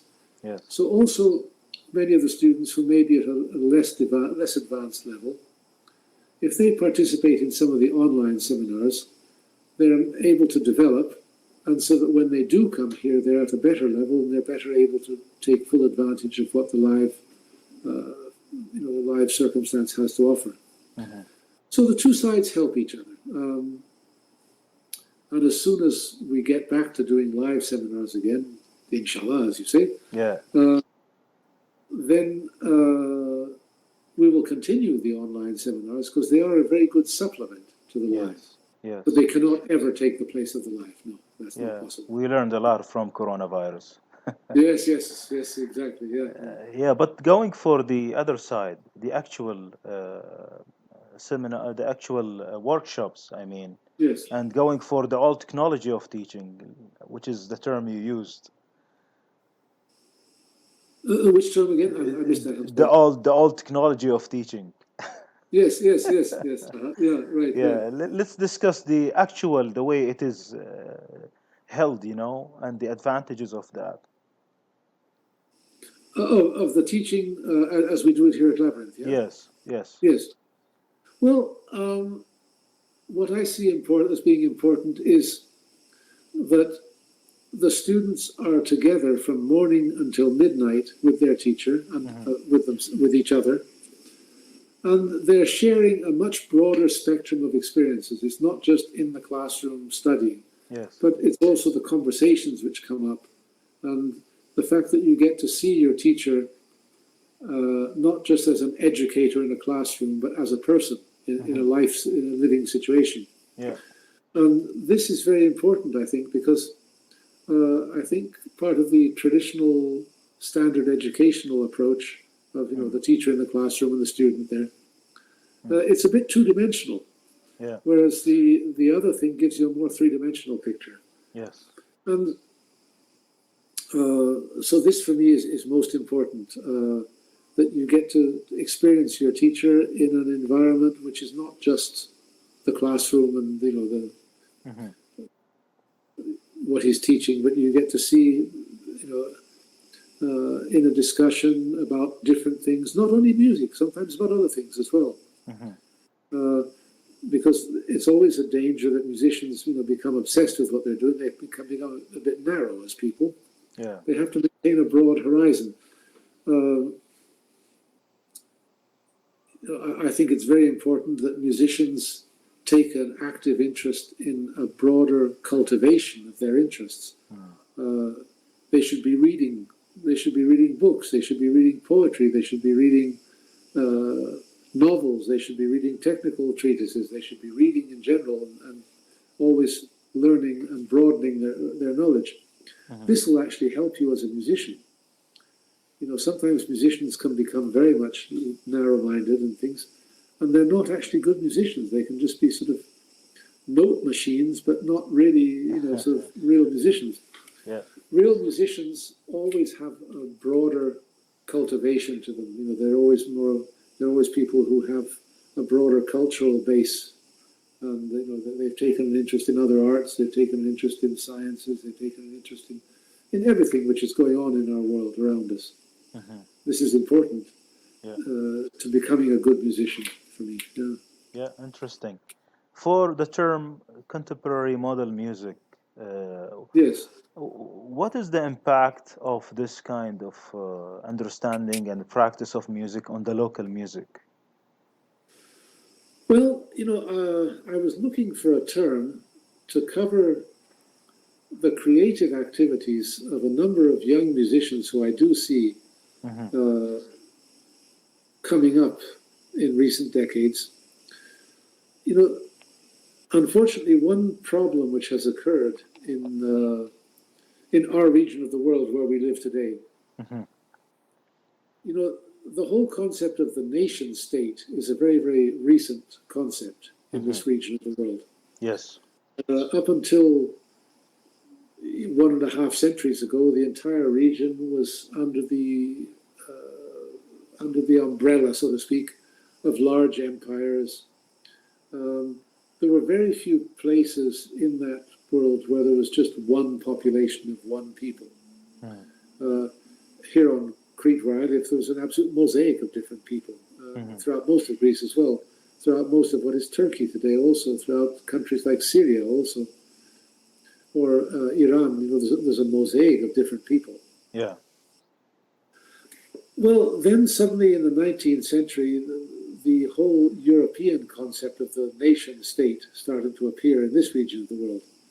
And in this region of the world, it was very, very unnatural. And it led to some rather unfortunate events, like exchanges of population, as they call them, which are basically nothing less than ethnic cleansing. When you look at Greece and Turkey at the beginning of the 20th century, the so-called exchange of populations was ethnic cleansing on a massive scale. This has happened in other regions as well. And so suddenly, you find yourself in a country, we find ourselves here with countries with extremely ancient names. Yes. Greece, Syria, Israel, Egypt, Iran or Persia, India, very, very old names.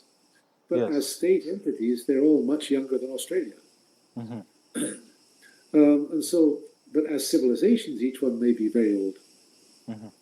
So here in Greece, they have to create, or any of these countries, I'll say Greece as an example, they create a cultural narrative, which is, okay, everything starts in ancient Greece, comes through Byzantium into modern Greece.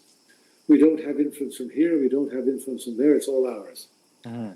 In Turkey, everything comes from Central Asia, In Iran, everything is Persian. We don't have influences from others and things like that. Okay, but all of these cultural narratives, these official cultural narratives, are basically false. Each of the various peoples in this vast geographical region, from Northwest Africa right up until Western China, each of the different peoples in this huge geographical region, they all have something very beautiful and something very special of their own. Yeah. But in all cases, it is the product of an interaction of different people, different cultures interacting together. The interaction in the Middle Ages, in the 13th century especially, the interaction between musicians of the Arab world and the Persian world created some extraordinary new things which were of great benefit to both. The interaction of the Persian world with the North Indian world also in the Middle Ages created the culture which we have today of North India. The interaction of Greece and Turkey also brought about a lot of things, the interaction of different peoples. So for me, what is important?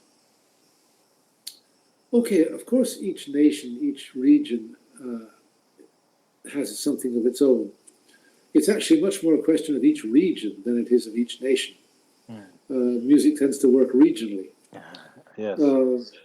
not so much nationally within borders of countries. But what I was looking for was this. You see that this also affects me, but also it affects a number of musicians who are coming up today who they have studied. Maybe they've studied Turkish music and they also studied Iranian and also studied Afghan music, for example. And they're composing music today of a modal nature, which has elements of all of these different cultures in it, but does not belong exclusively to one or the other. So they needed a name for this music which they're writing today, or they're composing today.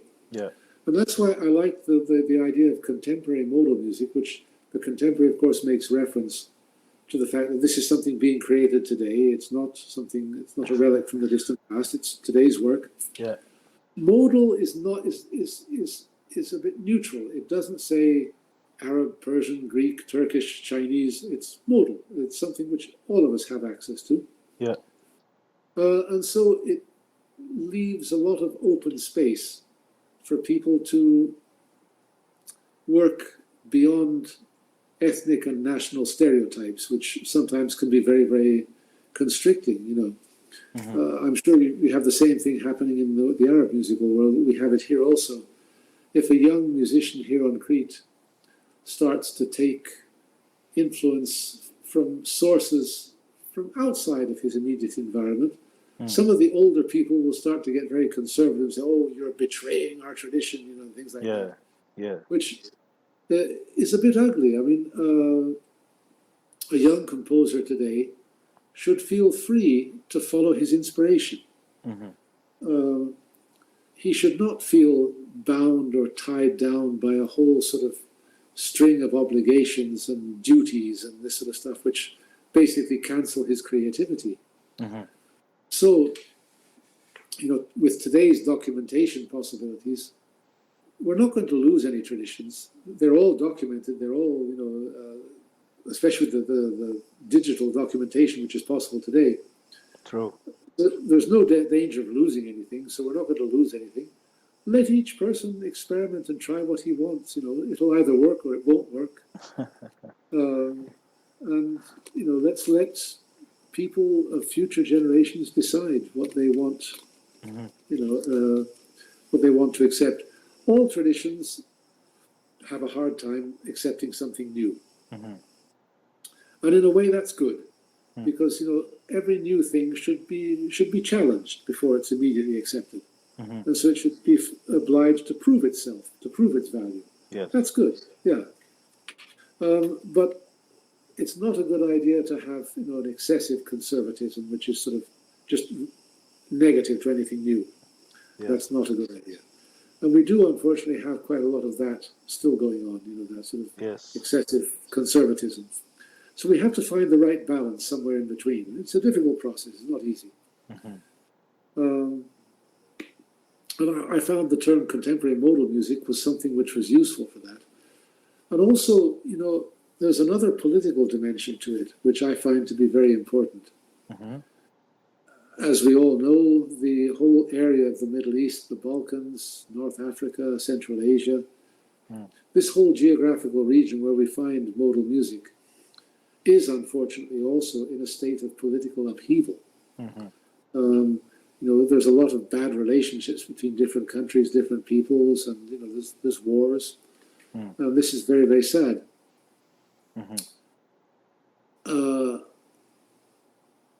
One thing which is very important, I think, is that one difference that the European world does have, they have a thing which they call classical music. And the definition of that classical music is most interesting.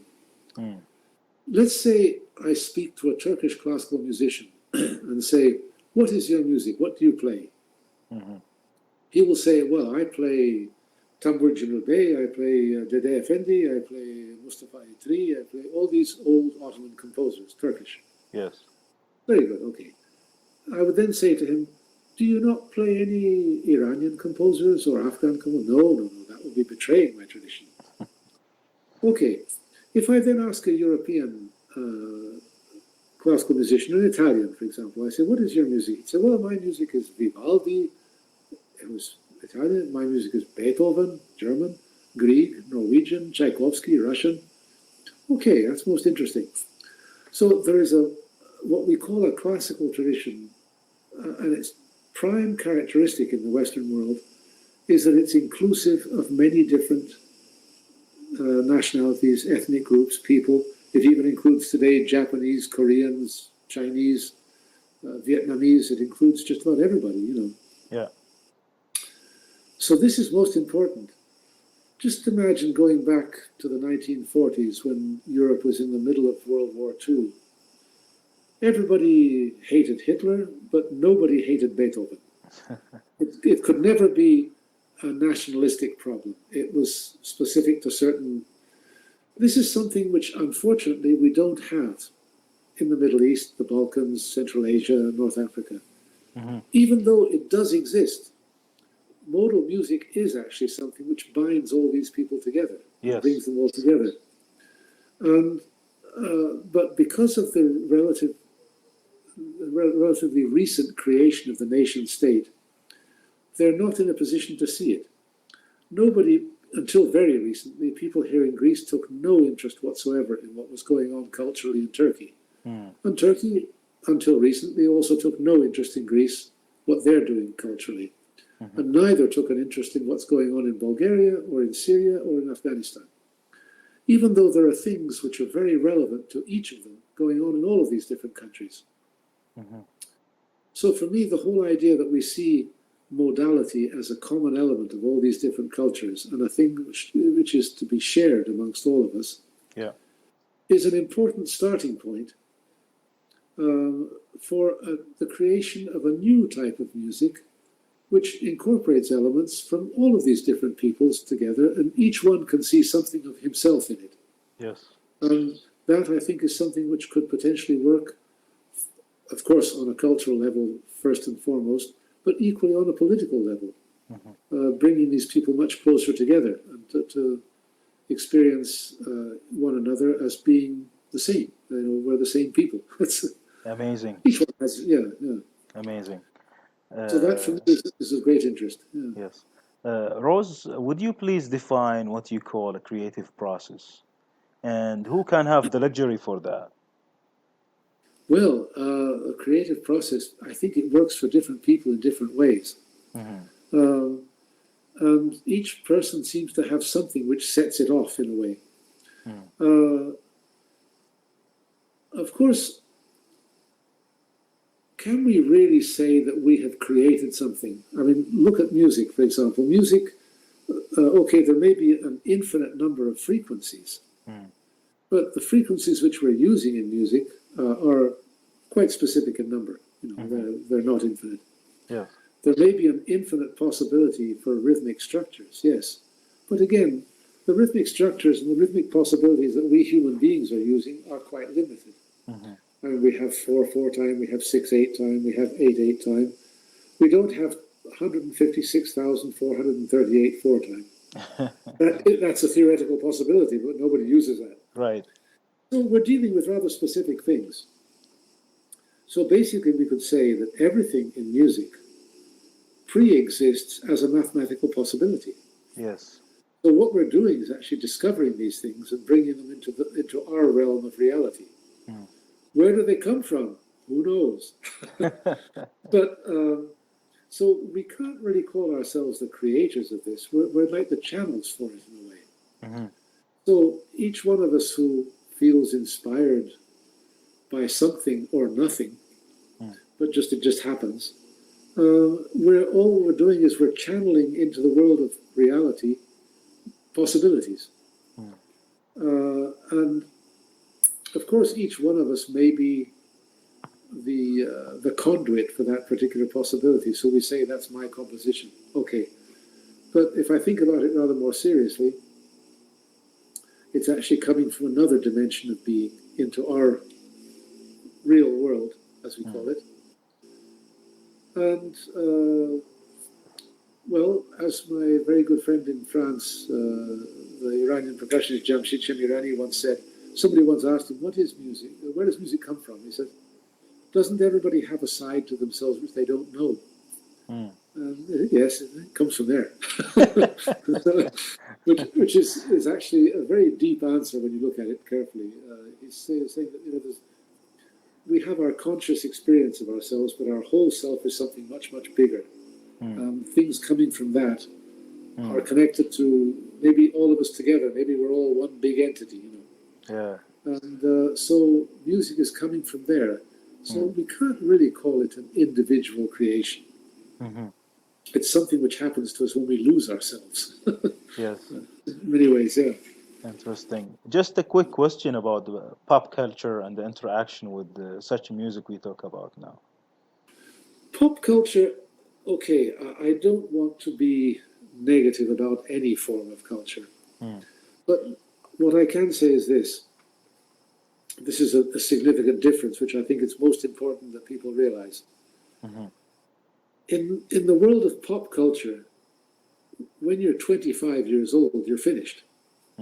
I mean, everything is about extreme youth. Pop artists, they start their careers at the age of 18 or something like that. That's when they start their career, actually, not just their study. So it's all about youth. It's all about very young people. It's all about this. That's great. That's wonderful. Okay. However, in all of these cultures we're discussing now, these various modal cultures, of these different regions of the world. There are many brilliant young players, many, but there are no masters younger than 40, because it takes so much time to absorb on such a deep level all of that material. And so these are cultures which require a lot of patience on the part of those studying, on the part of those listening, because they're not just 3-minute pop songs. I mean, if you want to listen to a North Indian raga properly, it can be up to 2 hours. Or if you want to listen to a proper classical fasil in Turkey, it can be, again, 2 hours. Yeah. So this music requires another relationship with time. It requires patience. It requires working on a very deep level, not just a superficial level of superficial entertainment. It's something which goes to a very deep level. And so that's why we don't really ever see true masters who are younger than 40 years old. It just doesn't happen because it takes such a long time to fully absorb all of this. And for me, that's one of the real beauties of it, is that you have this very long road which requires patience, stamina, a real effort. And, you know, on this road, so many interesting things will happen, so many joys, so many disappointments, so many, you know, ups and downs. But it's a real journey. It's a real adventure. It's not just something superficial. So this is something which for me is most important. And this is something which pop culture cannot offer. Pop culture is much more about, you know, a quick fix. Yeah. You know, a relatively inexpensive, a relatively cheap thrill, so to speak, in a way. Yeah. There's nothing wrong with that. But I certainly, you know, at certain times in a person's life, that may be something that they like and they may enjoy. Fair enough. But it cannot be the substitute for a much deeper experience which is offered by other cultural activities, which are of a different nature. And I think it's very important that young people be given the opportunity to see that for what it is and to make an educated choice. You know, yes, before it's I too know late. many people. Yeah, I know many people, especially in, you know, Western countries, where there's so much emphasis on the pop world. You know, I know many very young people who just don't know anything else, and so they don't know what they're missing on another level. And I find that to be very sad.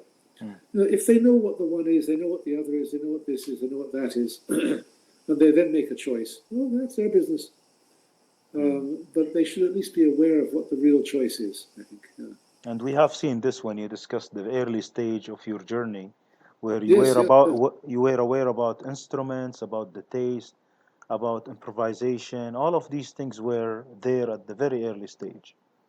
yes. I was able to see at least what this is, Yes. and then to be able to make a choice, you know, or to find my own way through all of this. And I think that everyone should have that opportunity. I think it's most important. Yeah. I think this kind of music that we are discussing requires a specific kind of practice, be it at the Yes, individual level or a group level. Maybe yes. give some insight about this, Rose. Well, yes. On a practice level, I mean, on a purely instrumental level, each instrument has a repertoire of techniques which have to be studied. It's very important to master the technique of your instrument so that any idea you have in your head can come out through your hand. You know, this is very important. It's also very important to study repertoire, so you see what really great composers have been doing with all this material, how they use it and things. And this will add to your understanding of the music, which is most important. Another aspect of study is pure listening. And this is something which not many people do today, rather sadly. I mean, most of us, okay, we have music while we're driving our car, we have music while we're washing the dishes, while we're ironing the clothes, while we're sort of sweeping the floor, we have music in the background. Yeah. It's always there. Or you go shopping in the shop to buy clothes, there's music there accompanying you when you're buying your clothes or when you're in the supermarket. Yes. And this is okay, but what is important is at some point during your day, take 15 minutes, half an hour, just a small amount of time, not necessarily to be very big. Sit down and on your computer, a CD player, whatever you happen to have, choose a piece of music which you may know or you may not know, and put it on your CD player or your computer, and sit back without thinking about anything, without doing something else simultaneously. Just sit there and listen to it. Give your attention to it. You will start to see things in music which you hadn't noticed before.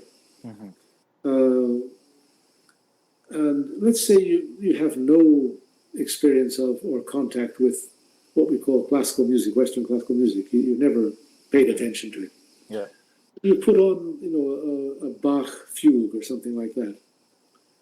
Okay, you may know nothing about classical music, but it's a very strong possibility that when you listen to this piece in that particular way, you will experience it completely differently from if it was background music when you were driving your car. You start to notice what's going on in that piece of music, a lot of stuff going on in there. And it's very possible that this will inspire you to want to listen to it again under these circumstances. Yeah. Or it may make no impression on you whatsoever. If it makes no impression on you whatsoever, it's not for you now. Leave it. Never mind. Yeah. Maybe Bach, it may be very prestigious, but it's not for you now. Leave it. No problem. And you may come back to it later. So each person will find through this process what is really for them. Yes. You may put on a piece of sort of cheap pop music or something like that, I don't know, Lady Gaga or something like that, I don't know. You put that on, and it's very possible that after 2 minutes, you'll get up and go and turn it off.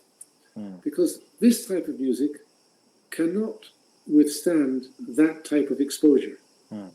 It's constructed to be a background noise, sound, to driving a car, doing something else, being in a club and dancing, or doing.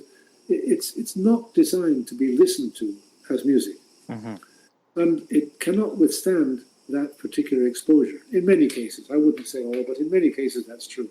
Yes. So through the experience of listening carefully to music without doing something else at the same time, you can listen one day you can listen to a Bach fugue, the next day you can listen to a John Coltrane jazz record, the next day to Munir Bashir playing the oud, the next day to Ravi Shankar playing the sitar, the next day to some Japanese artist playing the koto.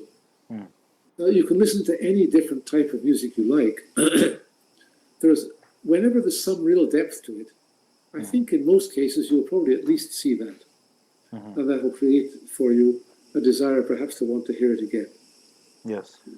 So that's an important part also of broadening your musical world in a way, is listening carefully to music of many different sources. Yes. And that's something which, most of my friends are musicians, and very few of them do that on an everyday basis. Very few. Oh. They'll listen to music when they're driving their car, when they're washing the dishes, doing all these things. But they don't actually sit down and listen to a piece of music without doing anything, something else simultaneously. So in that sense, I feel that they're missing a very, very important opportunity. And I would also say that, for a music student, this is very, very important. Learning to really listen, very important. So that's a main component. But what could be the practice session look like for a musician, be it in the individual level or group level? Well, when I was studying Indian music, one of my teachers, I noticed that the Indian musicians, they're studying 8 or 9 or 10 hours a day. That's pretty intense. And he explained to me how that's done. He said, you cannot just start tomorrow practicing 8 hours a day. It won't happen. He said, look, what you have to do is this. For 1 week, practice 1 hour every morning and 1 hour every night. Next week, add half an hour at midday. The next week, add half an hour to your morning and to your evening. So that means 1.5 hours in the morning, 1.5 hours in the evening, and a half hour at midday. That is now 3.5 hours. Yes. Okay, then add another half hour at midday, you're now up to 4 hours. Then add another half hour to morning and night, you're up to 5 hours. And just gradually increase it week by week. And you suddenly find yourself practicing 8 hours a day, if that's what you want to do. Yeah. So practicing routines or rituals even are something which you gradually move into. It's not something you do from day one to day two. Yes. You gradually move into this new everyday routine, so to speak. Otherwise, you will not be able to maintain it. If you suddenly start practicing, today I did no practice, tomorrow I'm going to do 5 or 6 hours, and then from then on 5 or 6 hours every day. Yeah. You won't be able to maintain it. You have to gradually build it up. That is important to see. And as I said, it's important to do work with technique, to improve that always. It's important to do work with repertoire, coming to understand it better and to see how better to interpret it. Yeah. And it's important to do work with listening. These are all things which are wonderful. Are very, Yeah. Master, you were going everywhere in the world, looking for your passions and the discovery of new music. That's true, yes. Yeah. And now we see that a lot of people from everywhere in the world come to you. Well, that seems, I'm no exception. That seems to be a process which has taken place over many centuries in the world. That it seems to be a process of natural distribution in a way. But you have this one person or this small group of people are traveling around, picking things up from different sources and bringing it to one location. Then that one location attracts many different people who then go back to their different regions, create something new, and somebody else in the future will come up and travel around all those different locations and bring it back. And this is like a continuous process, yes, which is sort of natural. It's so I feel very honored and privileged to be able to play such a role, and to assist in such a process. That we now have the opportunity here to bring so many brilliant and illustrious teachers from all over the world, bring them here to Hudetsi, to Labyrinth, and to be able to share this with so many people. I mean, that for me is an enormous privilege. Yeah. And so all of us here at Labyrinth, it's not just me, there's a whole staff of people here. Each one of us has his own little corner and his own little subject, and the whole thing fits together. We're all sort of giving all of our time and energy to doing this as best we can. Yeah, and we continue.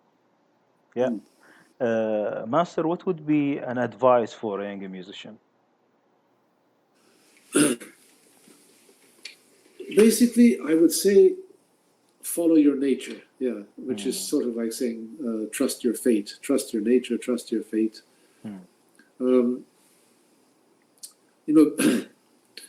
Unfortunately, in many parts of the world today, music and culture are not regarded with the respect which I think they deserve. In the school system, the music is sort of, it's not a serious lesson, it's a bit of a joke, really. Whereas mathematics and biology and physics and all the history, these are the important lessons. Music is a bit of a joke, together with art and things like that. I think this is rather unfortunate. Don't be discouraged by the fact that many people will not take seriously what you're doing. This happens, and how many times we've heard someone say, "Well, what do you do? What's your job?" You say, "Oh, I'm a musician." Yeah, okay, but what do you do? What's your job? They don't even think it's a serious profession. Of course it's a serious profession. Musicians spend as much time studying, practicing, and working, at least as much time as doctors, lawyers, anybody else. The amount of years necessary to study music to become a really good musician. And you need, many of us work 10 to 15 hours a day, and things like that. It's no joke. Yes. And so it's important that they not be discouraged by this attitude of society in general, which does unfortunately tend to, sort of belittle music and the arts in general. Being an artist of any sort is a really wonderful calling. It's a wonderful thing, and they must approach it with dedication and with love. It's not something you do just to make money or something like that. No, it's something you do because you love it and you're dedicated to it. And then you have to learn to face all of the difficulties which will occur. Being an artist in any context is not at all easy, and it's going to require a lot of work and a lot of dedication, a lot of perseverance, and you have to be able to withstand disappointments and with things like that. This is important, but you have to acquire a certain regularity in your approach to study. I mean, it's important to have a good, strong study routine, something which you do every day, which if you do that every day, it's going to mean you're going to be getting a little bit better every day. It's important to establish this good study routine. Deliberately, and to stick with it. And to not be disappointed by all the different things which will come along. It pays off in the end. It does. Great, wonderful. I think we had a great conversation, Ross. I'm very pleased with it. I enjoyed it very much. Thank you very much. Yeah, and we would like to pick up one of your pieces that you composed for our listeners. What would you like to pick? I can send you a recent composition if you like. Yes, it's a composition in the semi form, so it'll be familiar to many of your listeners. In a maqam known as Ajem Busalik, which is a rather unusual maqam. But I composed it recently and recorded it with a number of my colleagues here on Crete.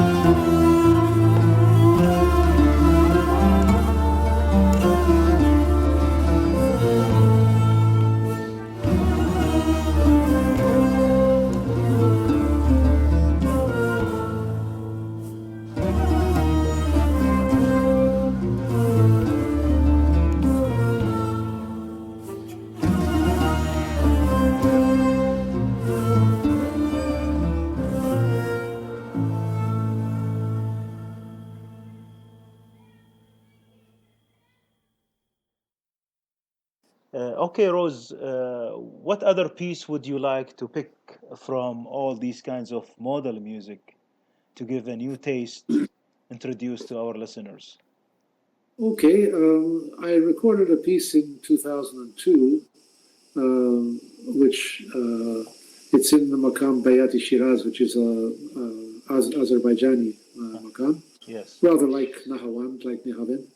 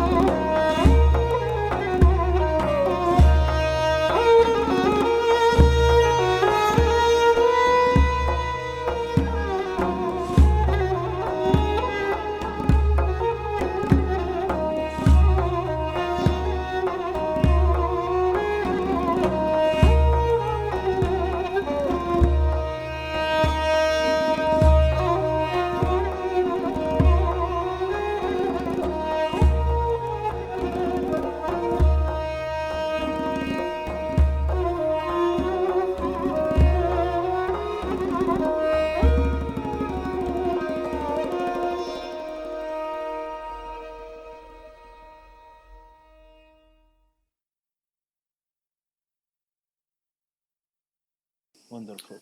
Yeah. By the way, why do they call it Bayati Shiraz and it is Nahawand?